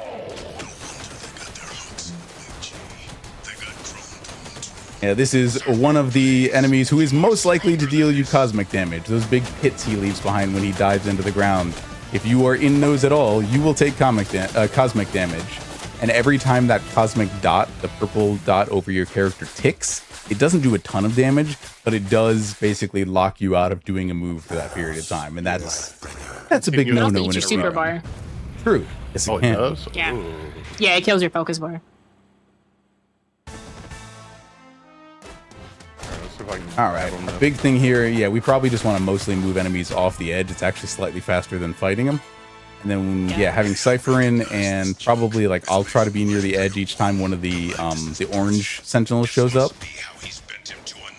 Because after the patch, they got the biggest glow up in that they don't get knocked down in the same way that they used to. Oh yeah, Beast can also just kind of I'll take himself. Yeah. Yes, the I will Andros. Bowser Smash Brothers. That too. I was thinking Andros, the if I go down, I'm taking you with me. Yeah. Oh, such a wonderful spot. Shoutouts to the upcoming third or fourth remake of Star Fox. Yeah. New game eventually, hopefully. Right? That was such an excited yeah. I'm a big Star Fox fan, so when I saw that, I was like, I'm excited for new Star Fox, but can I get another game, please?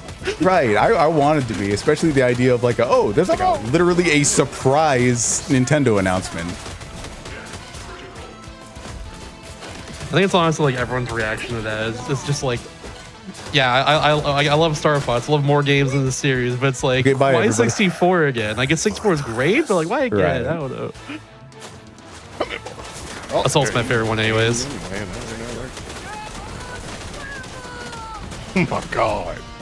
See you later. Yeah, I didn't even Surfer. have to cover with the team. Like, typically you want to attack Surfer when he's behind the minigun here, because like one, you can turn it on him for additional damage, and two, it's the place he's the least likely to get knocked over the edge. Which, if you actually knock him down here, it doesn't defeat him. He just won't get up for like, I don't know, the better part of 10 He seconds. just like dramatically floats up. Yeah, it's free. 15 It's seconds. free time loss.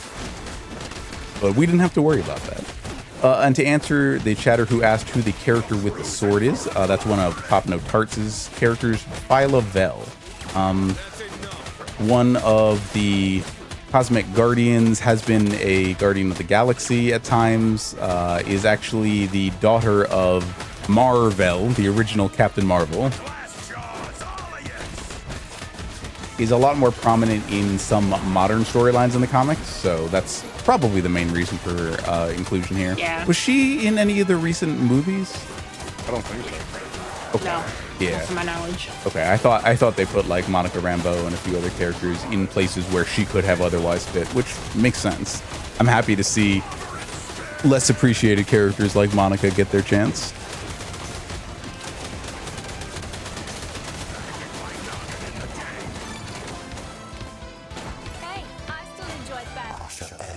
Ah, the most annoying boss fight in the entire game. How many times we gotta teach you this lesson, old man?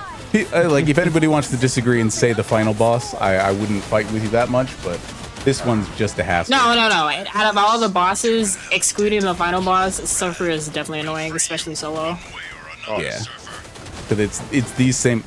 Yeah, no, I didn't realize they didn't scale his health up that much before player. Nope.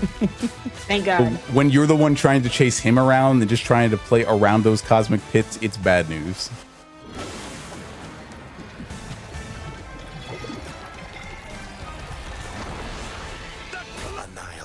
Okay. Chat does mention that a child version of Phyla-Vell shows up in Guardians 3. Thank you for the knowledge check, everyone. Actually, haven't Remember, I haven't seen that movie yet. Yeah, I haven't seen it yet. I haven't seen that. No fear. Let's get out of here. We'll miss one hell of a fight. Ooh, okay. I haven't seen Marvels either. Yeah, somebody in chat mentioning Ant-Man. That'd be interesting. The ability to like shrink down. That would be cool. Yeah. Oh man, that means like halfway through a stage, you could be like the giant sentinels, right? Somebody else mentioning Gladiator. That's a good choice. A cosmic hero whose strength is actually largely based on how confident he is in his ability to compete in any fight. That was one of my favorite characters as a kid. Yeah. Not her Gladiator, actually. That's pretty awesome. How many characters are in this game total? Jeez, I'd have to be looking at the character select screen. 15. Sure. Including the 2 DLC? Yeah. I know that because I beat it with 13 of the characters. And right. Yeah, you would know that offhand. Right, you are achievement on it, Oh, yeah. There are. Yeah, unfortunately, the beat the game with all the characters achievement was one that updated when the DLC got added to add 2 more characters. Yeah. Destroy the interlopers. I mean, how many times I've had to hear that freaking line. It's Nihilus. I almost just called him a Nihilus. And I'm like, yeah, I'm tipping my hand a little here. No, that works. Yeah, his voice has a certain timbre. That is my new name for him in Live Split now. Very good.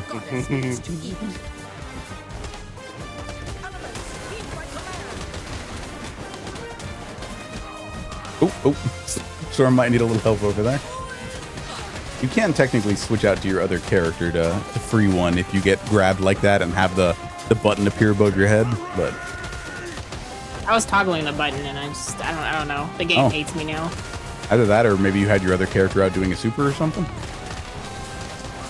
Maybe.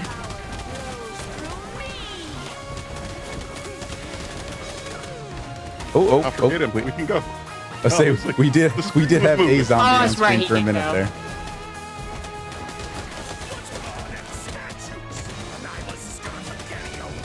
Yeah, one of the other fun parts of having a bunch of characters, having 4 players in this game is that, again, very much like Shredder's Revenge, you have like special event or special area call-outs from characters. So the more characters you have playing at the same time, the more of those you're going to get to hear. I think there's some of the other parts where the writers of this game really had a chance to have fun.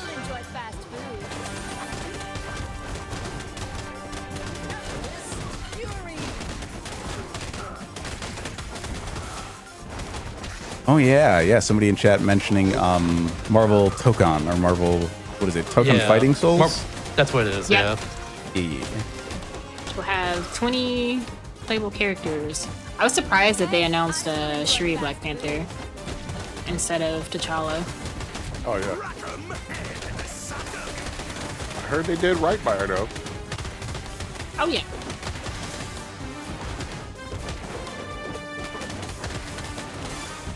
Yeah, I apprate It just they're sucks taking... that I haven't been able to try it out. at any of the fighting game events.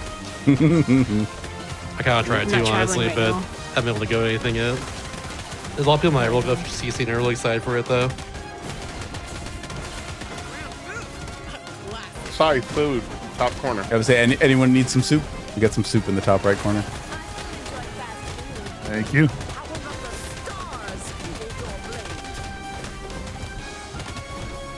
That cosmic damage really does the. Yeah, that also makes it so that enemies can't fall down. It basically restands them. So it's a real nice thing for those enemies that will naturally get back up with the armored attack. Can we do it? Bob the Builder? I mean, of course we can. Nope. Yes? Did we? I think we did. Holy Yes, we Lord. can. I think we technically sped that up. Like that beam from Annihilus is always going to happen to destroy everything on screen, but you can technically speed it up by having defeated all the enemies on that screen yourself already.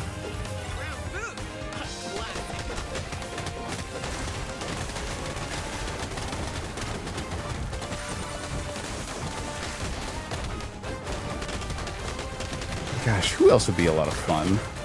Think about some. Shoutouts to my good friend and living Marvel Encyclopedia cartridge blowers. I'm trying to think of characters that like only he would think of right now. I'm pulling up the Marvel's Capcom 3 roster. Yeah, I mean that's a good See if I place can to find start. this. Deadpool would be a lot Would be a of fun. ton of fun. Oh, Like, Deadpool's on this, yeah. Yeah, Magic. Doctor I feel like I Strange. Magic. I tried to. Or I meant to mention Magic earlier, but Doctor Strange could be sick as well. who's that? Doctor Strange. Oh yeah. Oh, actually, you know who I would love to see? Colossus. Yep, yeah. oh, Like we're yeah. talking about the Rasputin family. Colossus would definitely be in the same vein as somebody like a Luke Cage. I would just see him like a mix between excuse me, She-Hulk and Thing. I can see that. Deadpool would literally, they'd have to add something to the options menu to have like a Bubsy, like how often does this character yap? Oh, Lighter. gosh.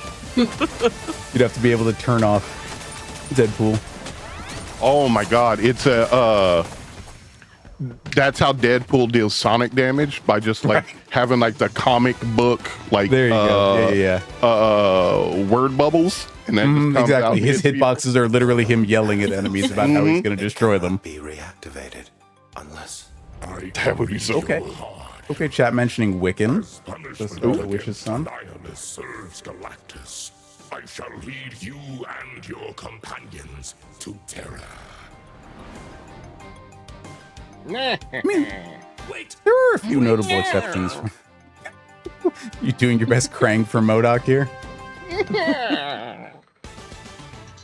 Yeah, there are a few notable exceptions from the kind of the standard Marvel roster here. Like you'll notice that there's no Hulk.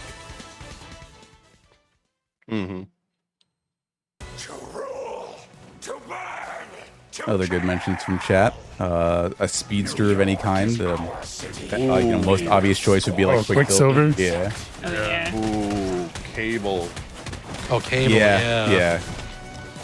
Cable Especially would with, literally just be that everything that a Rocket Raccoon wants to be. Yeah. Oh my God. I'd say especially with Poor like Rocket. X-Men 97 Season 2 being announced recently, Yes. like Cable would fit really well into this. Yeah, I saw that announcement when you said something about it, Shasta. I'm like, Yeah, heck I'm excited. Perfect. We are not doing free advertisement for season 2 of X-Men 97. Of course, of course. All right. Everyone wait for me. I gotta catch up. This is that level we mentioned where everyone else can like swing or fly, and I gotta walk it out. So hold on while I do a little light platforming in between each of these enemy areas.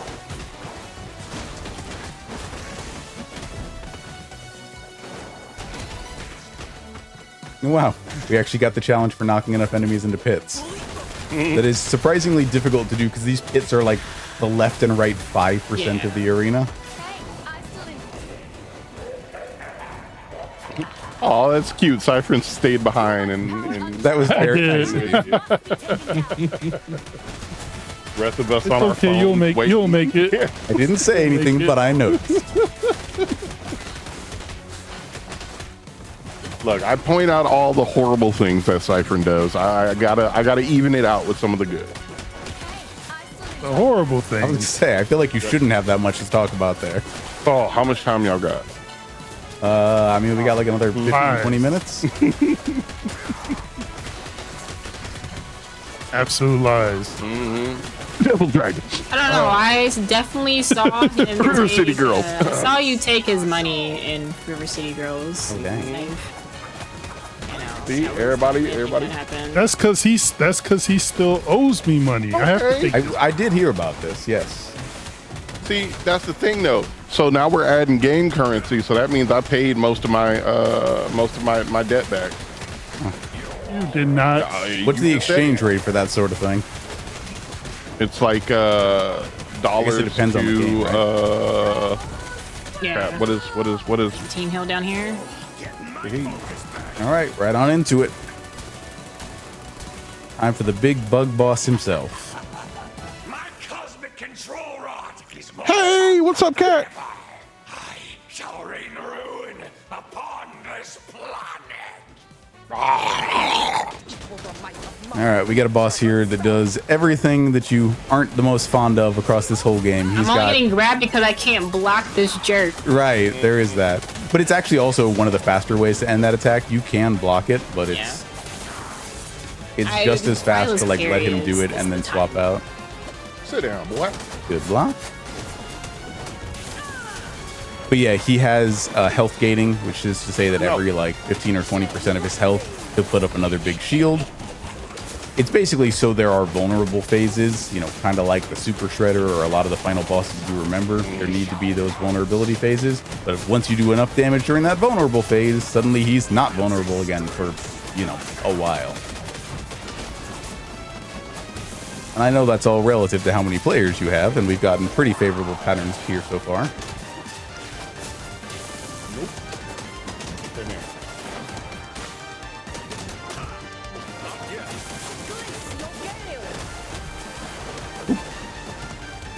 All right, somebody catch that man. There we go. Give him a speeding ticket. Wait, I was both supering and he had me grabbed. Okay, I haven't seen that before. I'm not saying it hasn't happened. I'm just saying I haven't seen it. I would not be surprised if... Oh, he definitely tried to grab me. We're doing too much damage because he's re-shielded so many different times. Oh, man, I forgot this is even an attack. I've only ever seen that attack in multiplayer. Yeah, I've never seen that attack solo. Nice. Thank you. It does feel good to do something right after a switch in. Like, oh yeah, I pressed all the buttons at once and it worked out.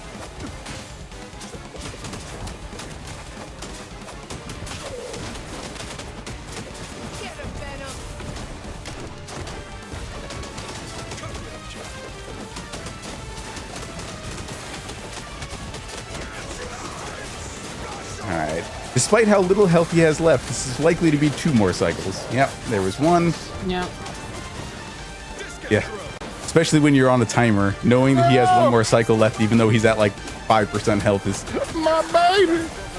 No. And time in... Oh, gosh, it was 2 more cycles. He got up somehow. How dare he? Just a pixel of health. Sheesh. Uh-huh. The cosmic control rod apparently gave him the magic pixel. Time. GG. Yes! But yeah, that was the story percent or all levels. Sorry, the all levels with the cutscenes run of Marvel Cosmic Invasion. Yeah. Hope you enjoy. Heck yeah.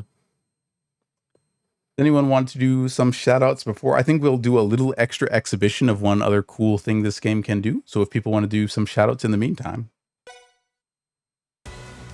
My annihilation wave! How? You are just a big... Pop, you want to go first with any shout outs? Yeah, sure. First, shout outs to you, Tree, for DMing. So I was super shocked when you randomly messaged me after getting back from RPG on the break, and you're like, yeah, I've been trying out the DLC. I'm like, Tree is actually talking to me, like this random Black and a Flash kid. Hey. One, please don't put down my friend like that. And two, No. And so the annihilation wave. but no, like I saw you were laughing it, and I'm like, oh, somebody else who's like gonna be like who I know who can talk about the route and all this stuff. Like I want to show off to them. I want to tell them what I've learned so far and like see what they know in return. And like, yeah, you and I have been just kind of talking shop. So when there was an opportunity to fill in on this game, it was like, no, absolutely. I want to have this team hang out. Like I've wanted to do a run with Cypher and Bees forever, and Pop clearly knows a ton about this game, so it was my pleasure to have y'all. That was kind of fun. Huge shout out to Black No Flash. I probably would not be on Hotfix as much if it wasn't for that community to begin to introduce me to all these amazing people that I'm here with now. Heck yeah. Cypher? Yeah, again, thank you for having us. I've always wanted to hop in a co-op game with you, dating back to Double Dragon. I think that's still on the horizon for us, for Bees and I. So yeah, glad that we at least got to do our first run with this game here, and looking forward to what else to come. As Pop also said, shout out to Black and Flash, shout out to RGL TV, Retro Gaming Live TV, my other community, Sega Crew, Planet Chaos, and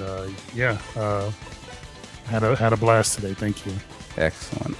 Hey, production, can I get a quick cover screen up while I invite our players back in? I don't want to show my team friend things they shouldn't see. All right. Yeah, and B should also do his. We're ready. Well, okay. So my last thing is, please, if you enjoy Digimon, you enjoy podcasts, please check out my Digimon podcast, Across the Plains Digiverse. And we, Pop, myself, Cyphrin, and Prez are going to be, President Noir, are going to be running this game for Juneteenth. And it's going to be so much fun. Oh, heck yeah. All right, so we're going to show off a run of just the first stage here with all of the difficulty modifiers turned on that you can toggle in arcade mode. So we made the difficulty harder. We made it so that your supers now cost health. You don't refill your focus bar over time. Enemies are faster. Not going to do more health. That's going to take just a little bit too long, but this is the game at its most ruthless. If you thought we cut like a knife through butter through the rest of that run, it's going to get a little toasty here.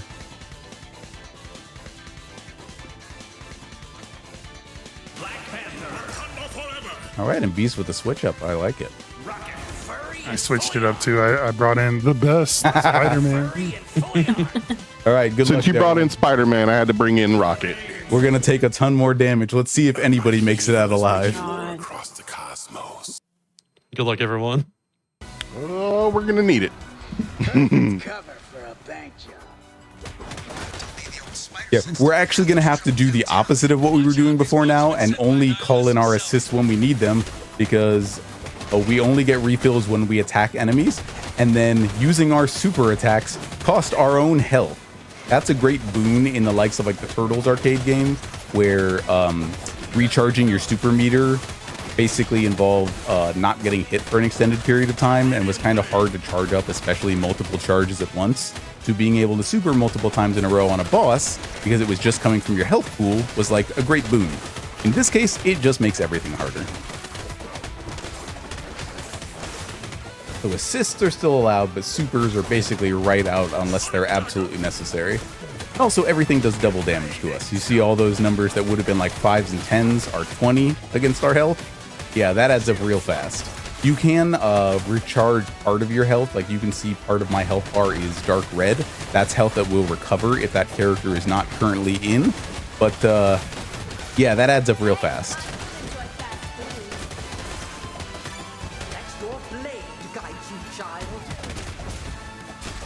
Hi, Rocket. Almost didn't see you down there. Oh yeah, we're also playing with vampire mode, meaning that your health literally just drains constantly unless you're attacking enemies and recovering it.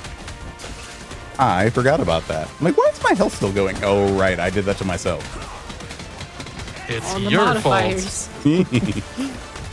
Yeah, this mode might be, like, this set of modifiers might be best in 1 or 2 player mode. Because having this many players and having draining health might just be a genuinely toxic combination.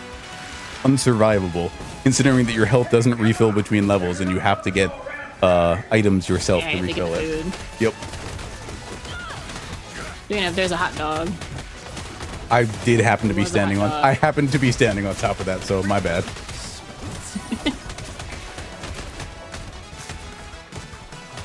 Yeah, that's why this showcase is 1 level instead of as far as we can go, because I think 1 level might be as far as we can go. I would love to see a full 4-player run of something like this. Like, literally... Think about Rocket and Black Panther have, when their Sonic thing goes off, if you stand in it, it heals you. Ooh, interesting. They have things that... I did see some green numbers, yeah. They want the name of his tailor? I think we might actually have to fight these bugs this time to keep health up. Basically to recharge that empty health, if anybody still needs to do that.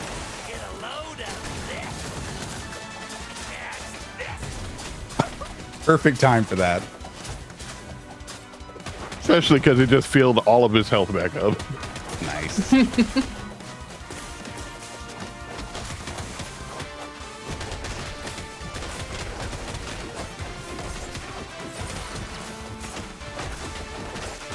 Yeah, Shasta, we're just going to be another minute or 2 here, so if you have any other messages you want to tell people about.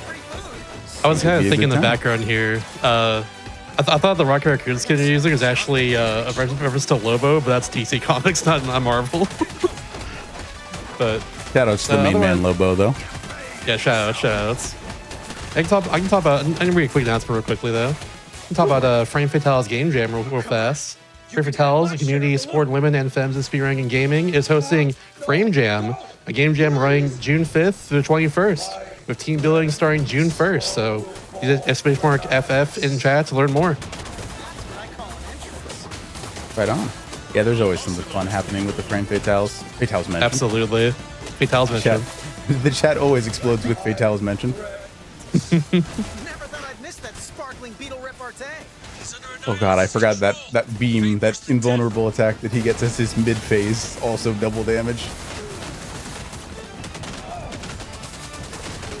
But yeah, that's Rocket special. You can see that dropping that on top of an enemy, real good, as it turns out. Yeah, it's really good right He's there. already dead. Yep. That's it. That's time on this little showcase of ours. GG.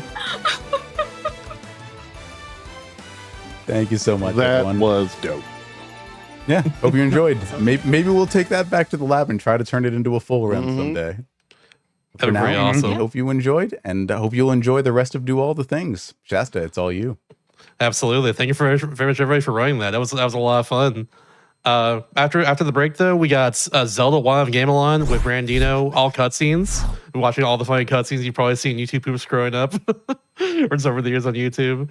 But for now, we can take a little break before that happens. So see you all a little bit for that.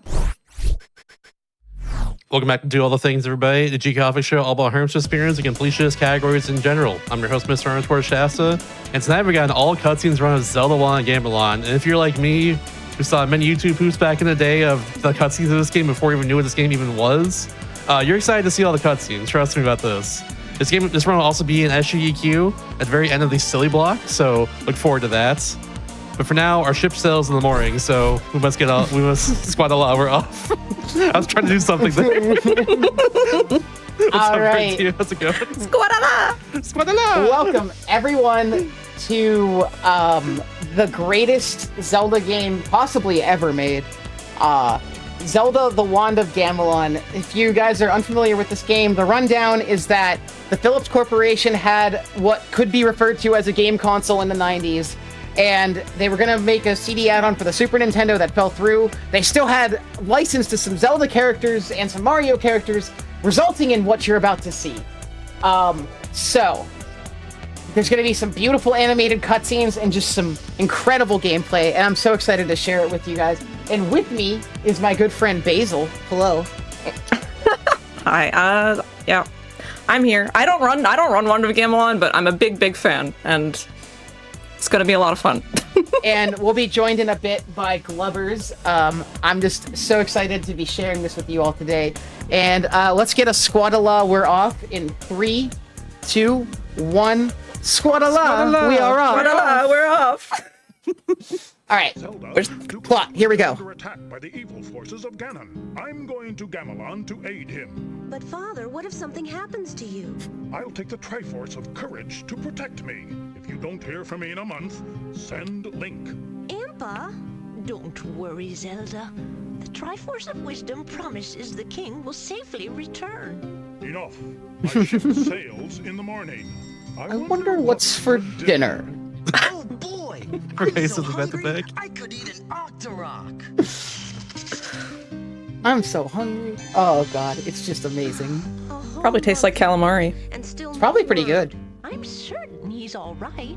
Yeah, that old Ganon's no match for the king. Link, go to Gamelon and find my father. Great! I can't wait to bomb some Dodongos. Wake up, Impa. We're going to Gamelon. All right, dear. I'll get the Triforce of Wisdom. Did you get all that? There will be a quiz later. God, I love the animation of this game so much. So this game doing Echoes of Wisdom, how many years before Echoes of Wisdom came out? Finally a playable Zelda? Yeah, I know, right? Like, honestly, this game was way ahead of the curve in that regard. It took how long? So right away, we're here in Aru Ainu, which is our first major area of the game. And you're going to see that these backgrounds are just so hard to tell what you're looking at sometimes and where the jumpable platforms are.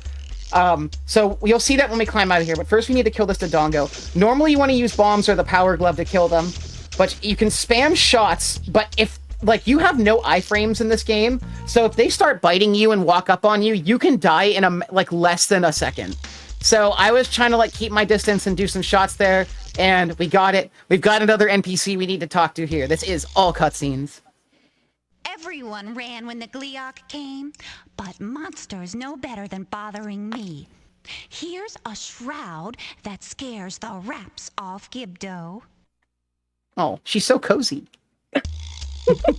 I really need to get me one of those vibrant green blankets to just wrap around myself. I know. I bet it feels like a nice little fleece. It probably feels great. It's a free green screen for your videos.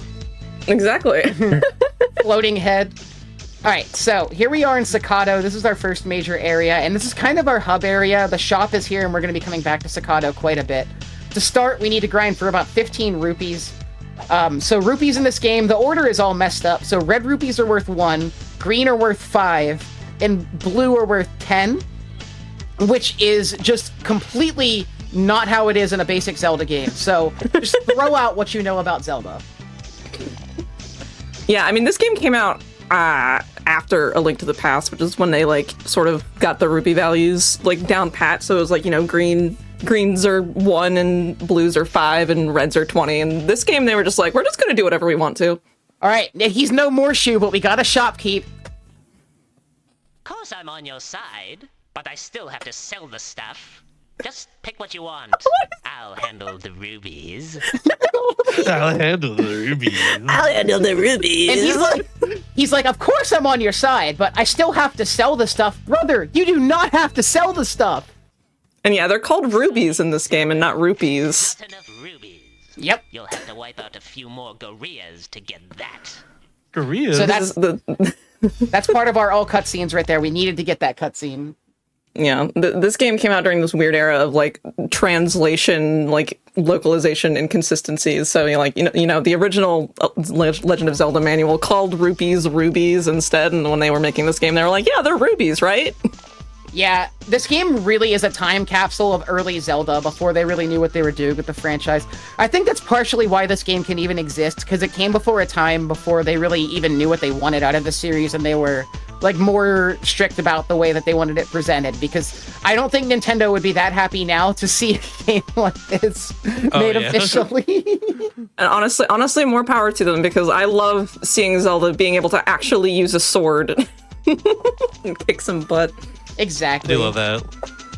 And here's something you're going to see throughout a lot of this game. Rooms that are completely dark. So there's a lantern item that's actually in this area that we're in, Kobaton, but we're not going to get it because we don't actually need the lantern if you just know what the platforms are in the dark room.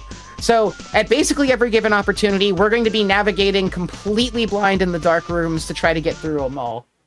Yeah, getting the lantern is slow, and you also need lamp oil, which is also slow and costs money. So we don't need that. We could just maneuver through the dark rooms. I give anything for an Arpago's sake. Shit on the floor. I love the way that there's no background, so they're just kind of floating in space. They're on whatever background you're on. All right, so interesting thing about all cutscenes is that we normally wouldn't be going to Kobaton there, and I don't think if we weren't getting all the cutscenes, we wouldn't be going to Kobaton at all. But because we needed to trigger that cutscene, we did in fact have to go there. So there's a couple of detours we are going to be taking just so they can get the right amount of cutscenes. So we need to grind for 40 rupees here. We're at 26. And if I need to play correctly here, and by that I mean we can't take any damage doing this, which is a surprisingly tall order. Enemies, the hitboxes in this game are surprisingly mean. You can see there, I killed 2 enemies but still took damage on one of them. Flying enemies in particular are incredibly hard to not take damage from. You have to be jumping just around this part of their mouth that bites you. Specifically these Arpagos. The way to kill them, and that's Arpagos are like the flying pterodactyl creatures. In order to like kill them optimally, I need to jump and slash them at a specific point in the air so that the sword reaches out but doesn't overextend and do damage to Zelda. Because, again, you can get hurt killing enemies in this game, which is just not good. It's really annoying. By the way, coming in now for the run is Glubbers. So, hello. Glubbers, you are just OMG, Glubbers, hi. I'm here for whatever this, you know what, they made this game a while ago. They did a wonderful job. I'm here to watch whatever this is. Well, I'm so glad you could be here to watch whatever this is. Zelda, the whatever this is, of Gamelon. Yeah, the Legend of Zelda. It's not even the Legend of Zelda. This is just Zelda. It's just Zelda. All right, wait, it's not a legend. Important cutscene here. Important cutscene. Hello, dearie. Oh, just a minute.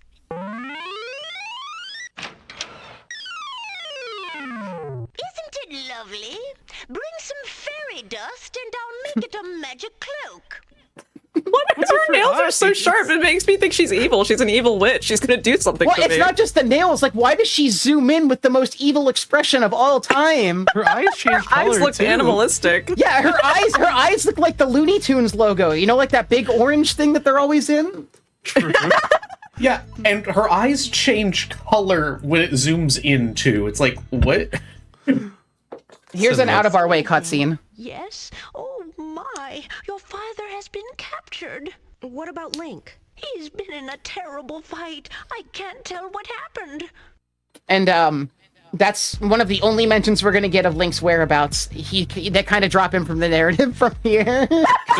we never learn about the terrible fight. It doesn't matter. Like, he's fine. He's fine. He went to Med Express. Yeah, we have one very important part that we hear what Link did. All right. Now, this upcoming room I need to lock in. So I call this the Arpagos room. We're going to have to do a lot of very tricky platforming to avoid burning our continues here. So I'm going to focus real quick. This is a really tough room. Enjoy the banger song. You got this, Brandino. You're literally the greatest person at this game ever. That is untrue, but thank you. Go on. Just accept the compliment. All the Arpagos. I will say, I did look it up a little bit ago. Got it. For the record, nice. Yes. For the record, this game came out the same year as Link's Awakening, which is wild to me. Isn't that like there were literally 3 Zelda games in existence when this game was being made? Like, the franchise was still so early in its days. It's just nuts to, like, I don't know, put it into perspective. Like, and Link to the Past too, which is one of the most important Zelda games out there. Okay, so. Yeah. But it also came after Zelda 2.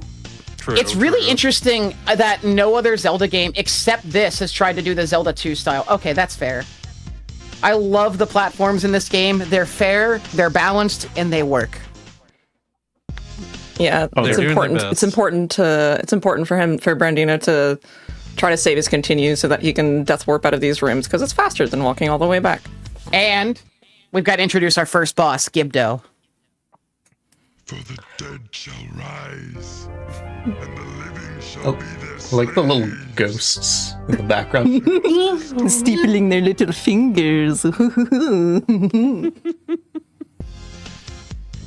Gibdo has a Alright. very fun death cutscene too, so... Oh, yeah.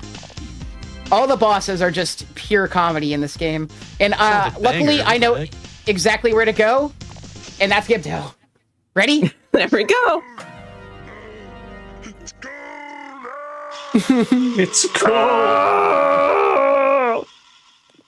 I would also react like that if someone threw a blanket over me. That's basically what my cat does. Cold blanket.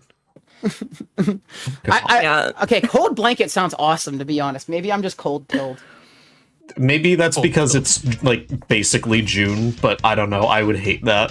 Oh, it's your favorite area, Brandino. Yeah, so this swamp is home of the terrible platforms because we can't take the trees. They're full of these little butt-faced little worm guys. I don't know what they're called, but they are any enemy that is this low down to the ground is incredibly hard to hit. And you could literally just keep running into them and taking damage for the next like 15 seconds.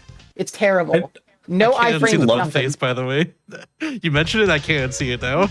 I'm so sorry, but that's just what they look like. I can't help it. Yeah, they look like Ook's butt, but blue. Yeah, blue Ook is crazy. I just love watching the platforming from the background to the foreground. Yeah, what is this perspective? Yeah, with no regard for which plane of existence she's currently on. It doesn't matter. Yep. Yeah, and when you fall, you're not falling into anything. No, you're falling towards the screen. All right, wait. Yes, we had one continue left, so that would have been bad if we missed that. These croc jumps are really hard. I don't get it. You kind of just have to time it perfectly so that you jump while the croc will dive underwater and then resurface before you land, so that you land on the croc that is resurfacing. It's way harder than it looks. And this is one of my favorite NPCs right here. His name is Grimbo. Let's talk to Grimbo. Aren't you a mite puny? God, he looks like a Grimbo. He looks like Gritty. Human Gritty. I love him just throwing the green O at the screen. He's aura farming, right? Like, why do that? It really does feel like they only had two different voice actors for this entire game. Costa, he threw his aura right at the screen. He doesn't need that much. All right, so welcome to Hanyu Forest, home of the blue Darth Vader head. They're kind of cute, okay? They have a little smile. Their hitbox. Their hitbox is not as cute as they are. But they have the little tiny smile. The Darth Vader heads are the bane of my existence. It's really easy to, again, it's just like the little worms in the swamp. You can get stuck running into them for 5 minutes. And it's no iframes, walk into them, lose all your health in a second. And the game just laughs at you. So here's an interesting little path here, but if we go left, you actually go down and take this lower route because we need to pick up some Hanyu Spore. And yeah, these little blue guys, it's impossible to not hit them here. So we got the Hanyu Spore, now we just need to leave, which is a tall order because once again, you just can't not get hit. And if you fall in that little ditch that I just jumped over, also, that's crazy. I've never seen them clear the gap like that. If I were to fall in that ditch, we could not get out of the fairy pool. We could not get out of Hanyu Forest and into the fairy pool. Okay, boss. We have frozen the fountain of life. Oh, that was good. We have made evil. Let's bring the darkness down. Kingdom Hearts villains be like. I just love that, that was good. We have made evil. That's actually a very good impression. That was scarily good, Glovers. Are you sure you were you? Wait a minute. Credits for this game. Where were you in 1993? Yeah, where were you in 1993? Not on this plane of existence. Yeah, aside from not being born, what were you doing? Oh, I guess I was probably in the studio recording some voice acting. Okay. And just like that. And they're gone. All right, now we just freed the fairies. Let's talk to them. We're free. You saved us. God, they look literally nothing like their overworld sprites. In the cutscene. I just like their eyes looking in different directions. they don't look well. They're just like lizards. Are they all right? All right, we are out of there. And we're heading to an area whose name is unreadable because of the font that they chose to spell it with. I don't know if it's the Gorean ship or the Gobian ship. I don't know. Does it really matter? We've got more crocodiles to walk on and more confusing backgrounds. Because look, ready here, watch how we're going to go. And then you turn left, and now we're going to walk down. And then you turn right here. Like this one is avoid the grass. That's what this one is. Literally the hardest part about running this game, I can only imagine, is being able to learn what terrain you can or cannot walk on and where all the doors are. That's a Zora. Yeah. Zola. That's a old Zelda Zola right there, which was like, I think, a mistranslation of Zora. Yeah. In the early days. It has to be.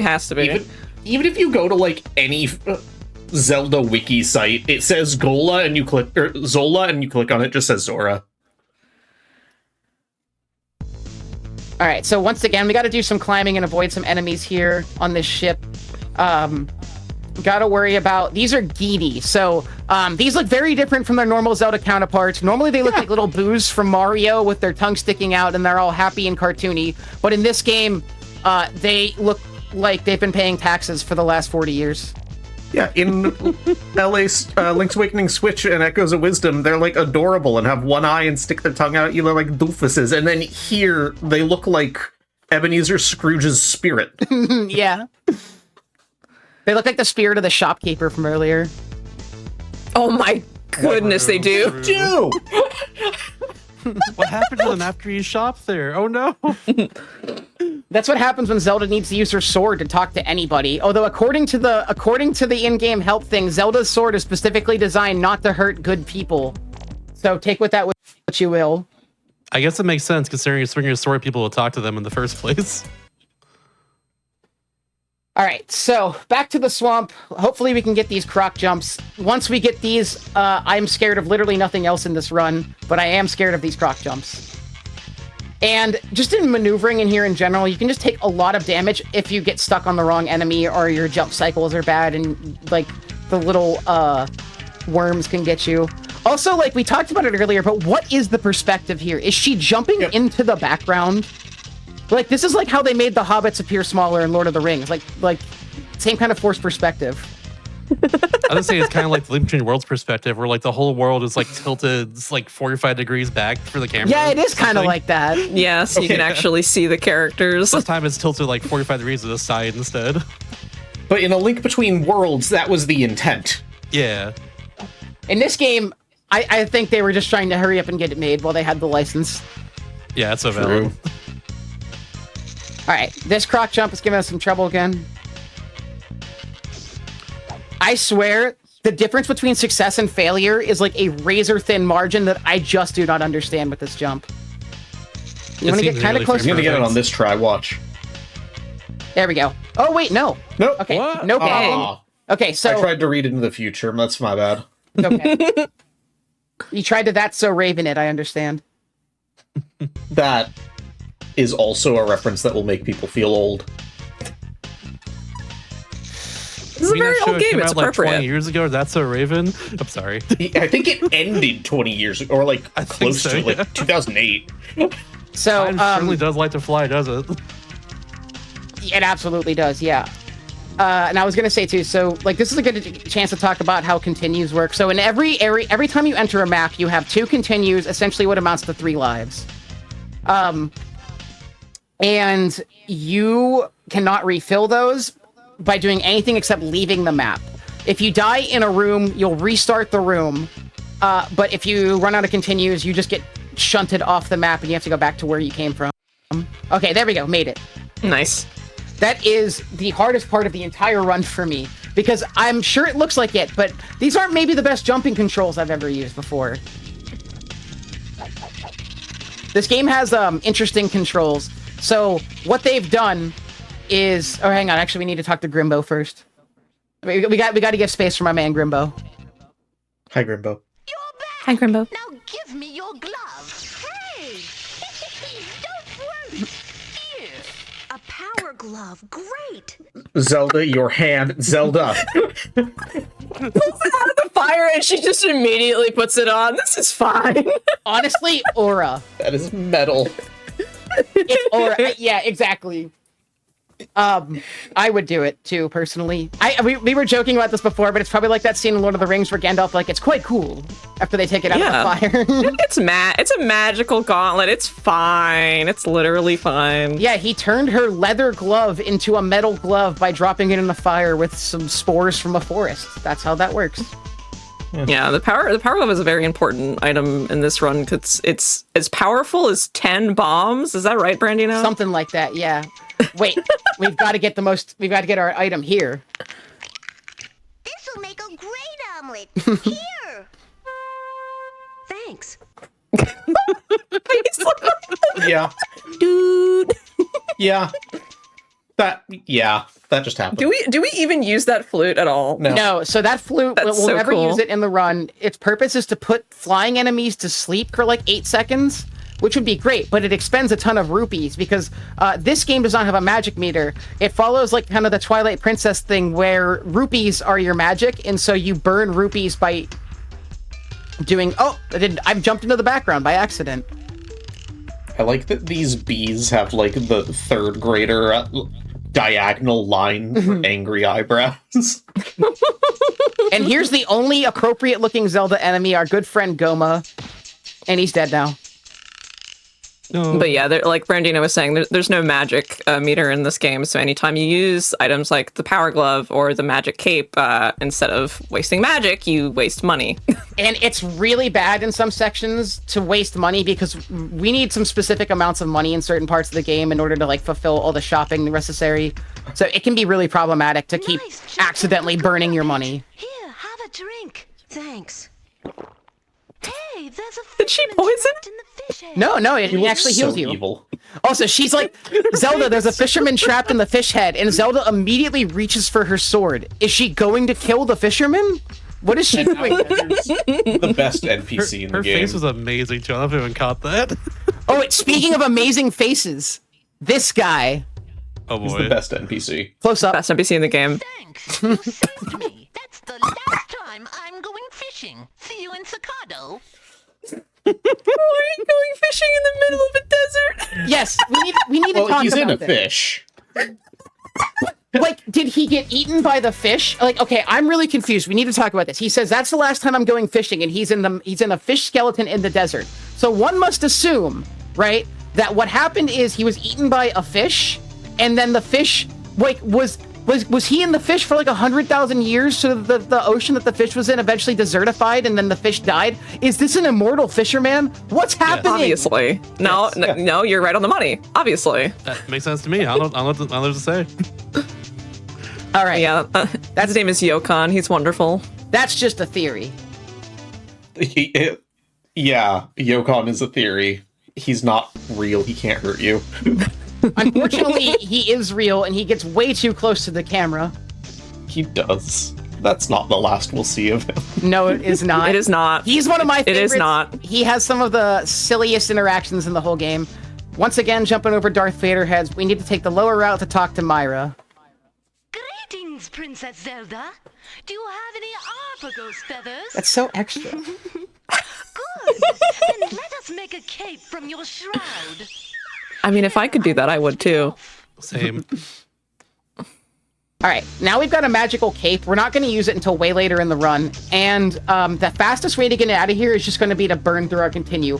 So normally when you enter and exit a level, you hit a Triforce scroll. And usually you want to hit the Triforce scroll to exit an area because hitting an area's exit scroll will unlock new areas in the game. But because we already hit the exit scroll from the forest earlier, we can just death warp straight out of there. And now we're heading... like Chatoy Lake, I think is this called. We're going to be making our way to the next boss of the game. I love the sampled claps in this level in the music. It's one of my favorite things. Another instance of these maps being absolutely deranged. How are you supposed to know that you can go into that disheveled shack? And like these platforms I'm walking on, there's like an infinitesimally small gap that you can fall through between the platforms, and it's like, oh my god, like why is that there? Why would you do that? I just want to know why Brandino said one of the favorite things about this game for him is the music. It's such good music. It's good music. Lady Alma. I'm not afraid of you. Then wait here until you are. I don't know what he did. It's so menacing. Wait here until you are. Bars. It's a very very liberal interpretation of Wizrobe. Yeah, this game has very unique ideas of what Zelda enemies should look like. I love it. All right, so now we've got annoying platforming, which is this game's hallmark. This is actually a really difficult tower to climb because you need, like, the platform, the hit detection on these platforms is terrible. So I'm going to lock in for a second. Once again, enjoy this beautiful music while I jump up here. So there's a sense of realism added here. This is what it would be like if you also tried to climb a building by scaling up the side of its exposed stones. You know, at least they had the decency to highlight the bricks that you could stand on. Yeah. I love the way that the platforms sometimes just blend into the background, but yeah, that's at least those ones are visible. But the edges are so finicky. They're so much smaller than they look.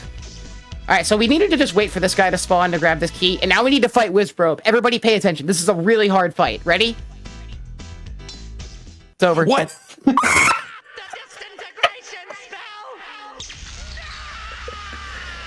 Yeah, she just, like, reflects it.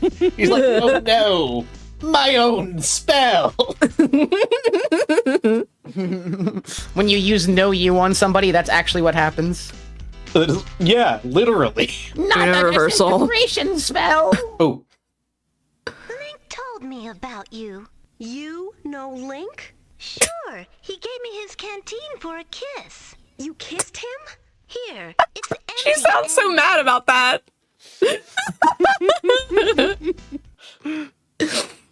All right, now we need to go pick up some money in Staccato and talk to some of those NPCs. This is a good time to talk about how this game controls, though, because I didn't get to really do it before. So, even though I'm using a controller that looks like a Sega Genesis controller, so we're talking like a 3-button D-pad joint, right? Even though I'm using this game only uses 2 buttons, button 1 and button 2, because the standard CDI controller, I need to pause to show this to you all, is this.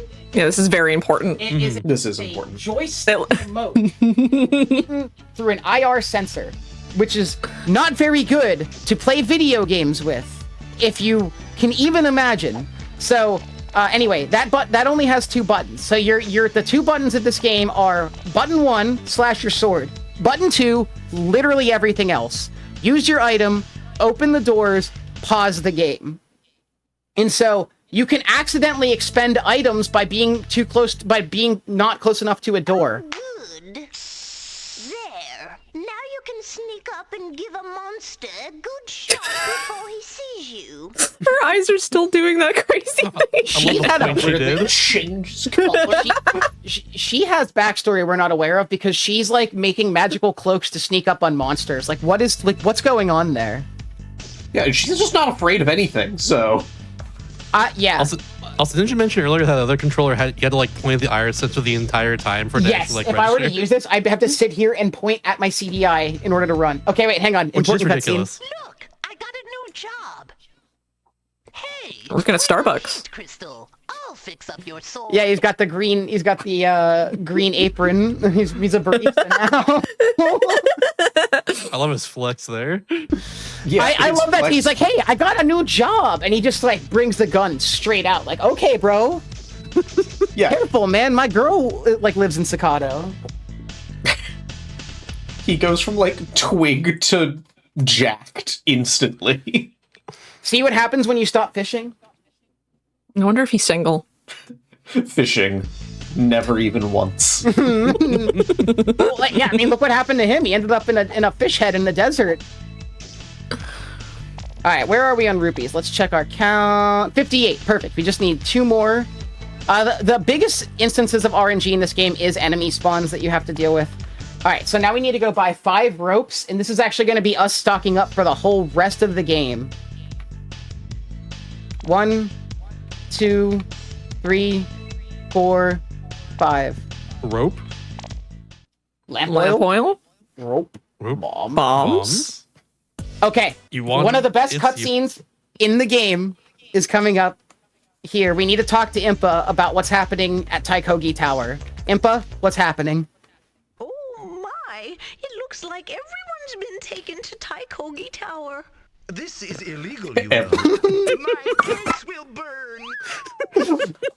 My cakes will burn. They just come out of the entire game. This is illegal, you know. Like, you can't kidnap me. That's against the law. I had no idea there's like no context for either of those two NPCs. I've seen them so many times before. Yeah, they just come up out of nowhere. It's hilarious. I accidentally used my bomb when I meant to use the power glove, but that's fine. We just need to slam our glove in the door, and it works. Come on, hurry. It's awful. Mayor Cavendish has been chained in the tower. Oh, my cakes.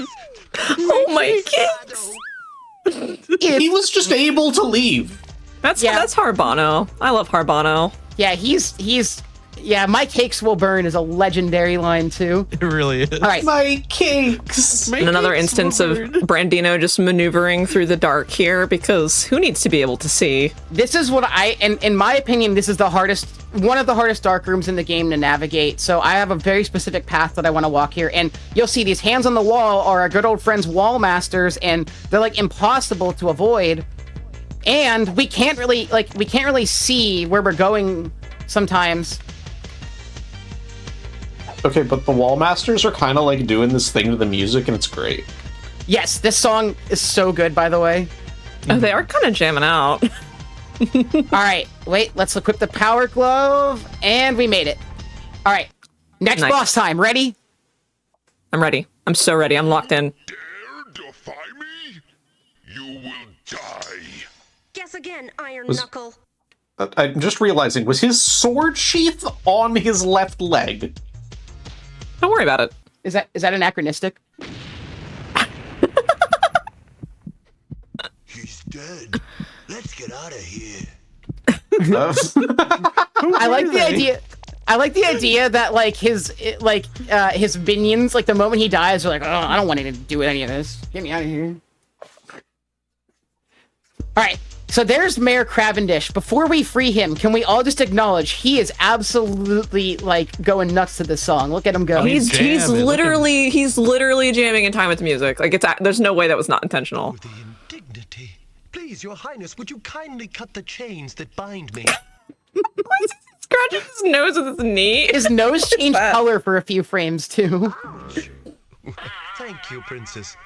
I managed to conceal this magic lantern. I hope it can be of use. So he just gave us the lantern. Now, the magic lantern is supposed to be the upgrade for the normal lantern, so it lasts longer, but we never got the normal lantern, so now we just have the much better magic lantern, which is cool. We're only going to use that a little bit towards the end game, but we'll use it at some point. I swear, we'll actually be able to see a few rooms. I promise. Just a few. Just a few, though. That's correct. That's a treat. All right. So, because I accidentally used a bomb earlier, we're gonna have a bit of a struggle against these two. We need 10 rupees to kill these Dodongos. I think we could do it though. Oh no, please die. Ooh. I shouldn't have survived, but I'm not gonna complain. Okay. Nice. Very, very, very nice. And we have rupees never to spare. Seen you lose those. Those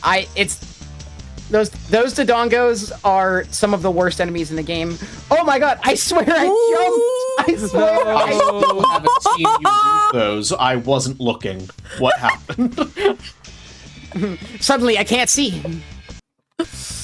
All right, good news is now we don't have to struggle against the Dodongos because we have enough Power Glove charge to just kill them immediately. Yeah, these little bats that are just giant mouths are really... They're up there with the Arpagos in terms of extremely finicky and hard to miss hitboxes. I literally just got hit by hitting them. Scaling those rocks, I legitimately do not know what you were standing on. Yeah. You're not going to know. You're about to not know even further because this room, it has the worst platforms in the game, and I can't see any of them. All right, and when I say worst platforms, okay, here we are. So here's what happens. I'm getting to the edge of the screen, and then I jump up here. I need to get to the edge, the very edge of this extremely tight platform, and jump. And yeah, okay, yes, we made it. That's extremely easy to miss. And now we need to jump into the right spot that moves the screen upward just enough so that we can use the rope. And you know, with it being pitch black, I'm just going to say that's impressive. I legitimately don't know. It is. This room is really hard to navigate. All right, Crystal. Also, goodbye, Gleeok. That was a boss. Yeah, goodbye. Goodbye, Gleeok. Only boss without like an intro cutscene. So I need to once again get to the edge of this platform, and look what happened. Ooh. That's okay. That's See, now I believe you because you failed to jump. Is this room super laggy, or am I imagining things? It's super laggy. It's because it's all these floating Gleeok heads keep shooting, which is tanking the... Right. Oh, yeah. Okay. No. Oh! Ooh! Oh, no. and we just punched. That's okay. We're gonna have... I actually have, like... I accidentally got too many ropes at the beginning of the game, so we're actually chilling on ropes. So, no worries here. And the hard part is over. Like, Gleeok is dead. We just need to get out of here. Out. Nice. Nice. That's one of the hardest places in the game to leave, because I just have no idea where the platforms are. All right, final trip to Staccato. We've got some more NPCs we need to visit. Luckily, no shopping this time. We're also going to be receiving a new item here, which is going to be extremely beneficial for the end of the game. And let's go greet our good friend Harbano, who we just saved from Taikogi Tower. Oh, heck yeah. Your friend Link could eat 10 of these. At least. The Arpagos will die for them. The Arpagos will die for them. Can we talk about their hand movements? Every NPC is doing the most with their hands in every cutscene. I love how that cutscene didn't even serve up, like, he didn't give you anything. It was just there to be there. No. He actually gives us a loaf of bread that we are not going to use. Oh, did he? I see. So he gives you a loaf of bread, and you know how he says Arpagos will die for these?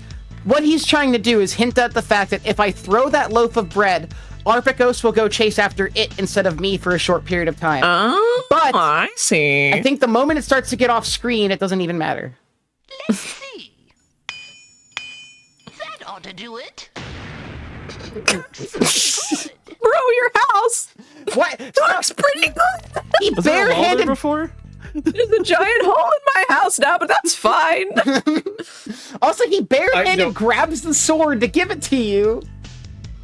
He's not a very good blacksmith, but that's really working to our benefit here because most swords don't shoot lasers. Yes. And this is actually, so we now have the most powerful sword in the game, and we actually skip a sword upgrade by just getting to that guy now. There's actually an intermediate sword that's hidden in a dark house in I was going to say Chicago. Staccato. I did that in practice, too. Like, oh, I've never been to Chicago. It may as well be Chicago as far as I'm concerned. You might be right. Realistically, there is a house in Chicago that has a sword and is probably dark. Look, your father was captured. You are my prisoner.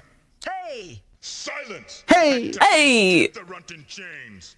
Yes, master. And hopefully you guys recognized that guy, because he's going to be our next boss. I'm so excited. I've never been more excited for anything in my entire life. Let's use the right item, please. Hector. Close. Hectan. Hector's. So close, that's a shape. Yeah. Ooh. We're gonna crouch here to avoid getting hit twice. And now we're gonna jump in the dark. Oh boy. Okay, she made it off. It's fine. Ooh. And then I'm just gonna press the door button as soon as she lands. Nice. Okay. I like the statement that we're gonna crouch to avoid getting hit twice, as though it's just a given you get hit once. In this particular game, I would say it is a given that you're going to get hit once. Sir, you were supposed to die too. I couldn't even tell you how many times I game overed when I was playing this game casually. Yes, this game is ridiculous casually. It took me a long time. Okay, so because we're doing all cutscenes, we have to go to a bit of a detour here in the mansion. So you can't see it, but we're in a mansion right now.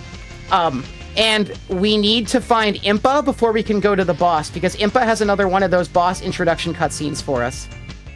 Also, finding that door is way harder than it looks. I just know where it is, kinda. Alright. Alright, guys, our goal is to get as far as we can in this room without burning our continues early, which is a tall order. Nice. Oh my gosh. Ooh. Oh, you're doing great. Wow. We're actually really set on damage, so I will take a few damage hits here, but that's fine. Those are expected hits. So we're going to get hit by this wall master, and then there's going to be one more keys that spawns when we start going, oh, you know what? It's fine. That's actually maybe the best navigation of that room I've had. 2 hearts in here is amazing. Deck 10 is dangerous. Ready? Am I here? Or here? Or here? Next. I saw somebody in chat says Gamelon damageless. No. No. It's like Pokemon Red and Blue glitchless. It's just not possible. Yeah, exactly. Yeah, damage less, not damageless. Yeah, we're actually, we're cruising with the amount of health we have in this room. This is kind of nuts. I've never actually been able to make it to both sides of this room without burning my continues. We're kind of gaming right now, guys. Like I said, you're the greatest at this game there ever has been. Wand of Gamelon. Alright, we gotta worry about this guy. Anyways.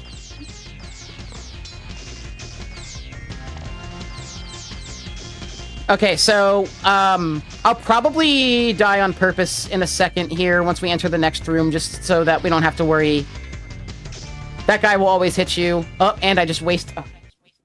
Please just go into the door. Alright. This room, terrible. We're gonna die on purpose just because we can here. We have so many continues. I don't refill that health up. This room is so terrible. The way up is not as bad as the way down, though. Because the way up, we can kind of cheat. And by that, I mean, by using a rope, we skip the entire second half of the room. Alright, this next cutscene that's going to be coming up is extremely famous, so I need everybody to say it with me when it comes up. But let me focus on hitting this guy, because it's harder than it might look.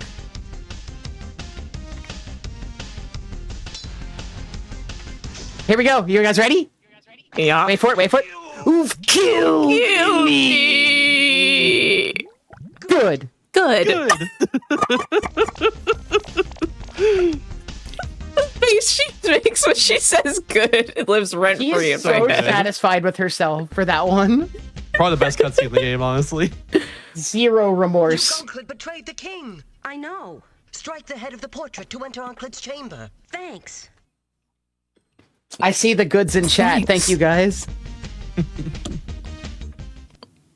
Also, that guy, he had a tally marks on the wall in there that are counting to 17 for some reason. I don't know what that's about. Yeah. So it's been like multiple months. Bro was just counting to 17. Wait, what was he counting? Maybe it's just maybe they just don't have numerical literacy in this world yet. It's still the medieval times, so they can only go as high as 17. That's all the only numbers. After all, it is the highest number. Yeah, I've never heard of a number higher than 17 myself. Exactly.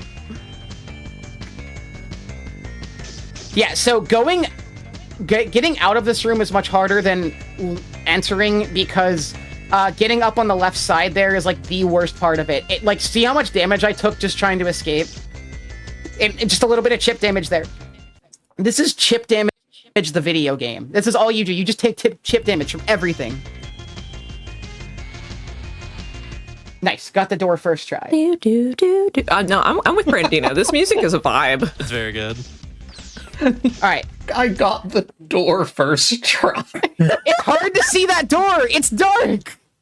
That's not disagreeing. It's just funny. Secret way into Resong Palace. You better talk fast. Go all the way left and move the rock. This key opens the gate. I'll make sure he doesn't get away.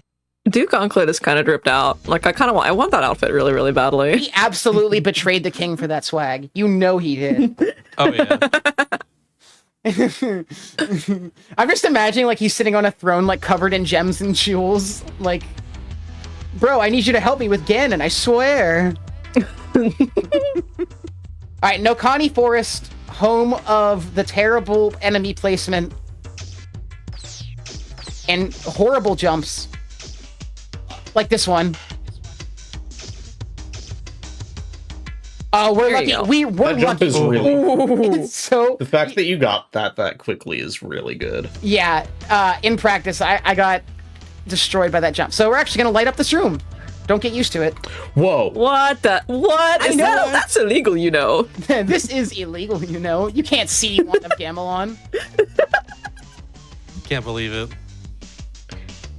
These, like, eyeball things are Moes, by the way. They're as annoying as they always are. Moe's? Like, where I get my chicken stack? I thought this was going to be a Simpsons joke, so I'm just stunned. Think of burritos there. Ooh, nice movement. What are you doing? We gotta talk to her. Around Ganon, but only the wand can defeat him. Good luck. How did Mira get What up is there? she doing in the tree? Yeah, that's what I'm saying. How did she get up there? Climbing, clearly, but I need to talk about the gamer moment of surviving that with half a heart. That is another area that is just littered with enemies and very hard to survive in, so... Yeah, that was awesome. All right, we've got one more boss before Ganon, and we have a critical introduction to him here. So I'm going to need everybody to pay attention. Oh dear, Omfak is guarding the shrine. Whatever I see, I shall devour. he's very threatening. I'm super on board with this character. I was like, the first time I saw that guy, I was like, oh, heck yeah. And then he turned into a lion, and I was like, okay, heck yeah. And then he's just a giant mouth, and I'm like, what, why? Why did they do that? The lion, the lion, the wolf, design. and the mouth by C.S. Lewis. I thought it was supposed to be like a chimera or something, but they just turned the mouth. What? Like what? I love the line, "Whatever I see, I shall devour," because that's so me to shredded cheese at 3 a.m. Yeah, that's pretty me-core as well. All right, so we're playing Dangerous Donkey Kong here. Got to watch these barrels, and so this is the only time we get to use the magic cape. Well, wait for it. I swear we can use it. Jump! Oh my gosh! Why are you going left? Okay, one more time. I swear. Okay, this is where we use the magic cape. There we go. Nice. Let's get out of here before we burn any health.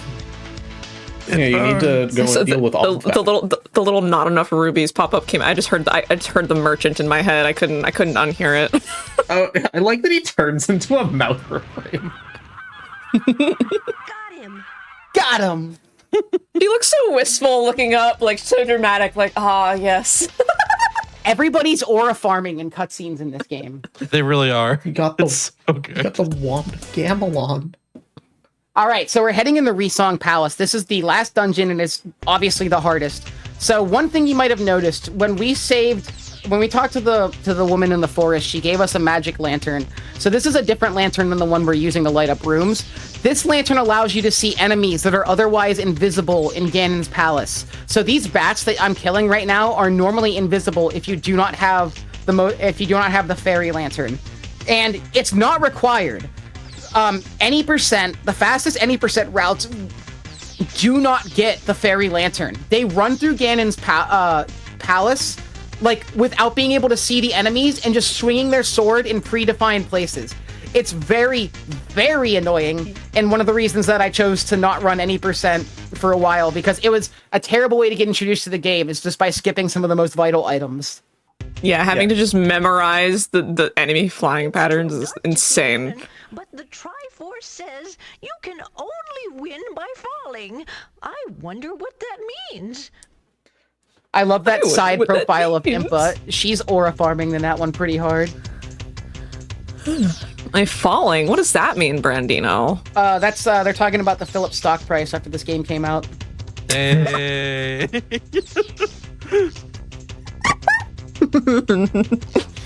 All right, gotta watch out for these patterns of rocks. They're really annoying, but okay, we're good. So, the thing about Resong is that we're here for quite a while, and I am trying desperately to hold on to my health, because although we can burn some continues, I'd really like to hold out as long as possible, because there's so much that can kill you here. So these are Gorillaz, which you might remember from earlier Zelda games. They're boomerang-throwing rat dudes. And I just need to wait for them to throw 4, and then I jump. And there goes our lantern. Yep, and now we don't get to see anything else anymore. Woo! All right, next room we're entering. This is probably the hardest room in Resong Palace. And the music reflects it, because it gets very hardcore here. So we need to worry about these guys. The little orange and gray enemy is called a flying fish. And they're really hard to kill, because they sit just outside of your sword's neutral range, meaning that you have to jump and kill them. And as you can see, I'm trying desperately to kill them. And now we gotta kill this little devil head to get a key. All right, now we just now we once again have to navigate in the dark to the exit of this room, which is, if I do it right, I should just make it. Wow, I can't believe that fireball just missed us. Whoa. Whoop. So, okay, wait. Shasta, do those flying fish look familiar? Maybe a little bit. The only other Zelda game they're in is Phantom Hourglass, which is wild. That is wild, actually. They're the little orange fish guys that you're like shooting for like 1 rupee in the boat. Yeah. Oh yeah, you're right. Wand of Gamelon exclusive enemy. Sheesh. All right. So you can only win by falling refers to this well. So now we have to fall down and get the key into Ganon's tower here. We're doing pretty good on health. This is another area that's quite dangerous. So we're going to wait for these rocks to fall. Not these ones, but these ones to the right. We're going to wait until they fall and then start going up the ladder. That's the best way. Otherwise, you just get pelted with rocks climbing. The cycles are very unforgiving here. I hate when I get pelted with rocks when I'm climbing. It's the worst, especially when you're trying to progress in Ganon's tower. And as you can see with the spikes falling from the ceiling, this room is a mess. And also exhibited by the bunch of, debris everywhere. So that was actually perfect. We were set up absolutely perfectly to use the continue to death warp out of there. So that was obvious. Yeah, that was so good. That's fantastic. Yeah, and now we're still cruising. We have enough. We have an extra continue and a full set of health. So let's make it to Ganon. We now have to go all the way back through Resong Palace after getting that key. So we need to make sure we survive. And the main issue is again going to be the room with the flying fish. And I hate doing this room in the dark because it's really hard to see where the ladder is. Yeah, I was about to say. You have to vibe it out. So I was saying, I learned all these rooms in the dark for a very long time and only recently started turning the lights on to see what they look like, because I think it just helped to know how to navigate the dark room and not think about how it looks in the light. It's just okay, I should know how to navigate without seeing the room at all. So that's kind of it's not easy. All right. All right, flying fish room. And there should be a ladder right here. Nice. Okay, so let's get out of here.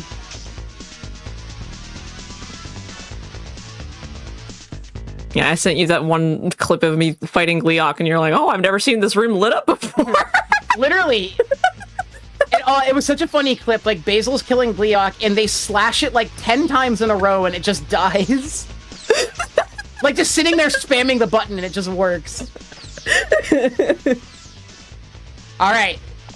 So we're actually heading into Ganon. We're almost done with this amazing journey that is Wand of Gamelon. So we're first going to take the lantern in here because we need to bring light into Ganon's lair in order to see what we're doing. Do you think he's going to like us bringing light into his lair? Of course. He might. Oh, yeah. Why wouldn't he? He needs to read. Oh, never mind. I was wrong. Maybe that's Also one of the special best dying cutscenes. lightning to give her a The eyes in the dark. You must die. That's okay. That's okay. Oh, wait, that's why we have extra continues, because this room was a bit annoying. And wait for it. Alright. Not time yet. I will tell you, time's gonna come up after the final cutscene, which is after we free the king. Yeah, you gotta get all the cutscenes and all cutscenes. Exactly. You gotta do all the things. We've got to do all the things. This is correct. So yeah, we killed Ganon with one shot of the Wand of Gamelon. The bosses in this game, for how hard the regular areas are, the bosses are brain dead. You do one thing and they die every time. Yeah, you've killed them all in like one. All right, we just need to trick. Not the problem. Oh yes, the bosses are far from the problem. There's a lot more problems than just the bosses. All right, let's trigger this final cutscene and get out of here. Talk to him. This is all hardest part of the run. Hardest part of the run right here. It really is. You saved me. Here's the traitor, your majesty. Please, your omnipotence, have mercy. After you've scrubbed all of His ring sparkling. then we can talk about mercy. Take him away. Yes, my liege. I wonder what happened to Link. Yeah, me too. I don't. Stop looking at yourself. Nothing, Link. We were just about to have a feast. All right, time coming up on the dark flash after this cutscene. God, their faces. Time. All right. That was a really good run. I think we were like a minute off my PB. Absolutely. That was super good. That was great. GG. And that, everybody, is Zelda: The Wand of Gamelon for the Philips CDI. God, the way Zelda and Lady Alma are looking at each other at the end there, I'm like, all right, this too is Yuri. She's like, "Where's Link?" And it's like, "Who cares? Who cares? Let's just start kissing." Wand of Yurilon. I don't know. Yuri of Gamelon. I don't know. Your Wand of Yurilon run was 56 flat, Brandino. Wow, that's so good. Yeah, my PB is a 54-58, so we were a minute and 2 seconds off of PB, probably literally just from those deaths in the swamp. You did also stop at one point just to show off a controller. Yeah. I mean, we had to. Do you guys see this? We had to for sure. Yeah, we had to. This is not real. What were they thinking? This is not real holding physical objects. I mean, it's not real in a philosophical sense. Like, how could you do this? A philosophical sense. Would you do this? Phillips, we need to talk. This is not a pipe. Call me. Let's talk about this. All right, but where can the people follow you, and where will they see this run in the future as well? Oh, well, I'm excited to tell you that this run is going to be featured at SGDQ 2026 with me playing, and we have actually the same commentators with us, Basil and Glovers. So I'm so excited to bring this game to the stage. So we're actually going to be running any percent at GDQ with an incentive to upgrade it to all cutscenes. So if you guys donate a lot of money, you might have some fun. That's all I'm going to say. Yeah, like that has to be met. That's a requirement. You can't skip that incentive, Chad. That's very much required. If it's not met, I will cry on stage, and you guys do not. I will also be crying, and it will be ugly. I won't be on stage. I will be smiling. Wait, Glovers. I will be smiling and looking forlorn. You will be smiling with sadness, also, obviously. Where can people follow you as well, Brandino? Yeah, I'm at twitch.tv/Brandino59. And Glovers and Basil, do you guys want to give some shout outs? Yeah, I mean, I'm Basil Ouija, or Ouija if you prefer. Again, I don't run this game. I run Twilight Princess, but I also stream and stuff. Sometimes smiley face. And I'm Glubbers. You can find me on the couch for this at SGDQ, where I won't be 7 minutes late this time. When you say you can find me on the couch for this, I'm just imagining like you're in like a dark room in Minneapolis, just sitting on the couch, like you're just waiting for the event to start, like in the dark. Yeah, I'm actually in the ballroom right now on a couch. On a couch, not even the couch, because it's not there yet. I knew it. That makes so much sense. Just chilling there, you know. Yeah, that's it for doing the things now, everybody. Thank you all for watching. After this, we got Parallel Universe with Paper Mario 1000 Year Door, Tower of Trials.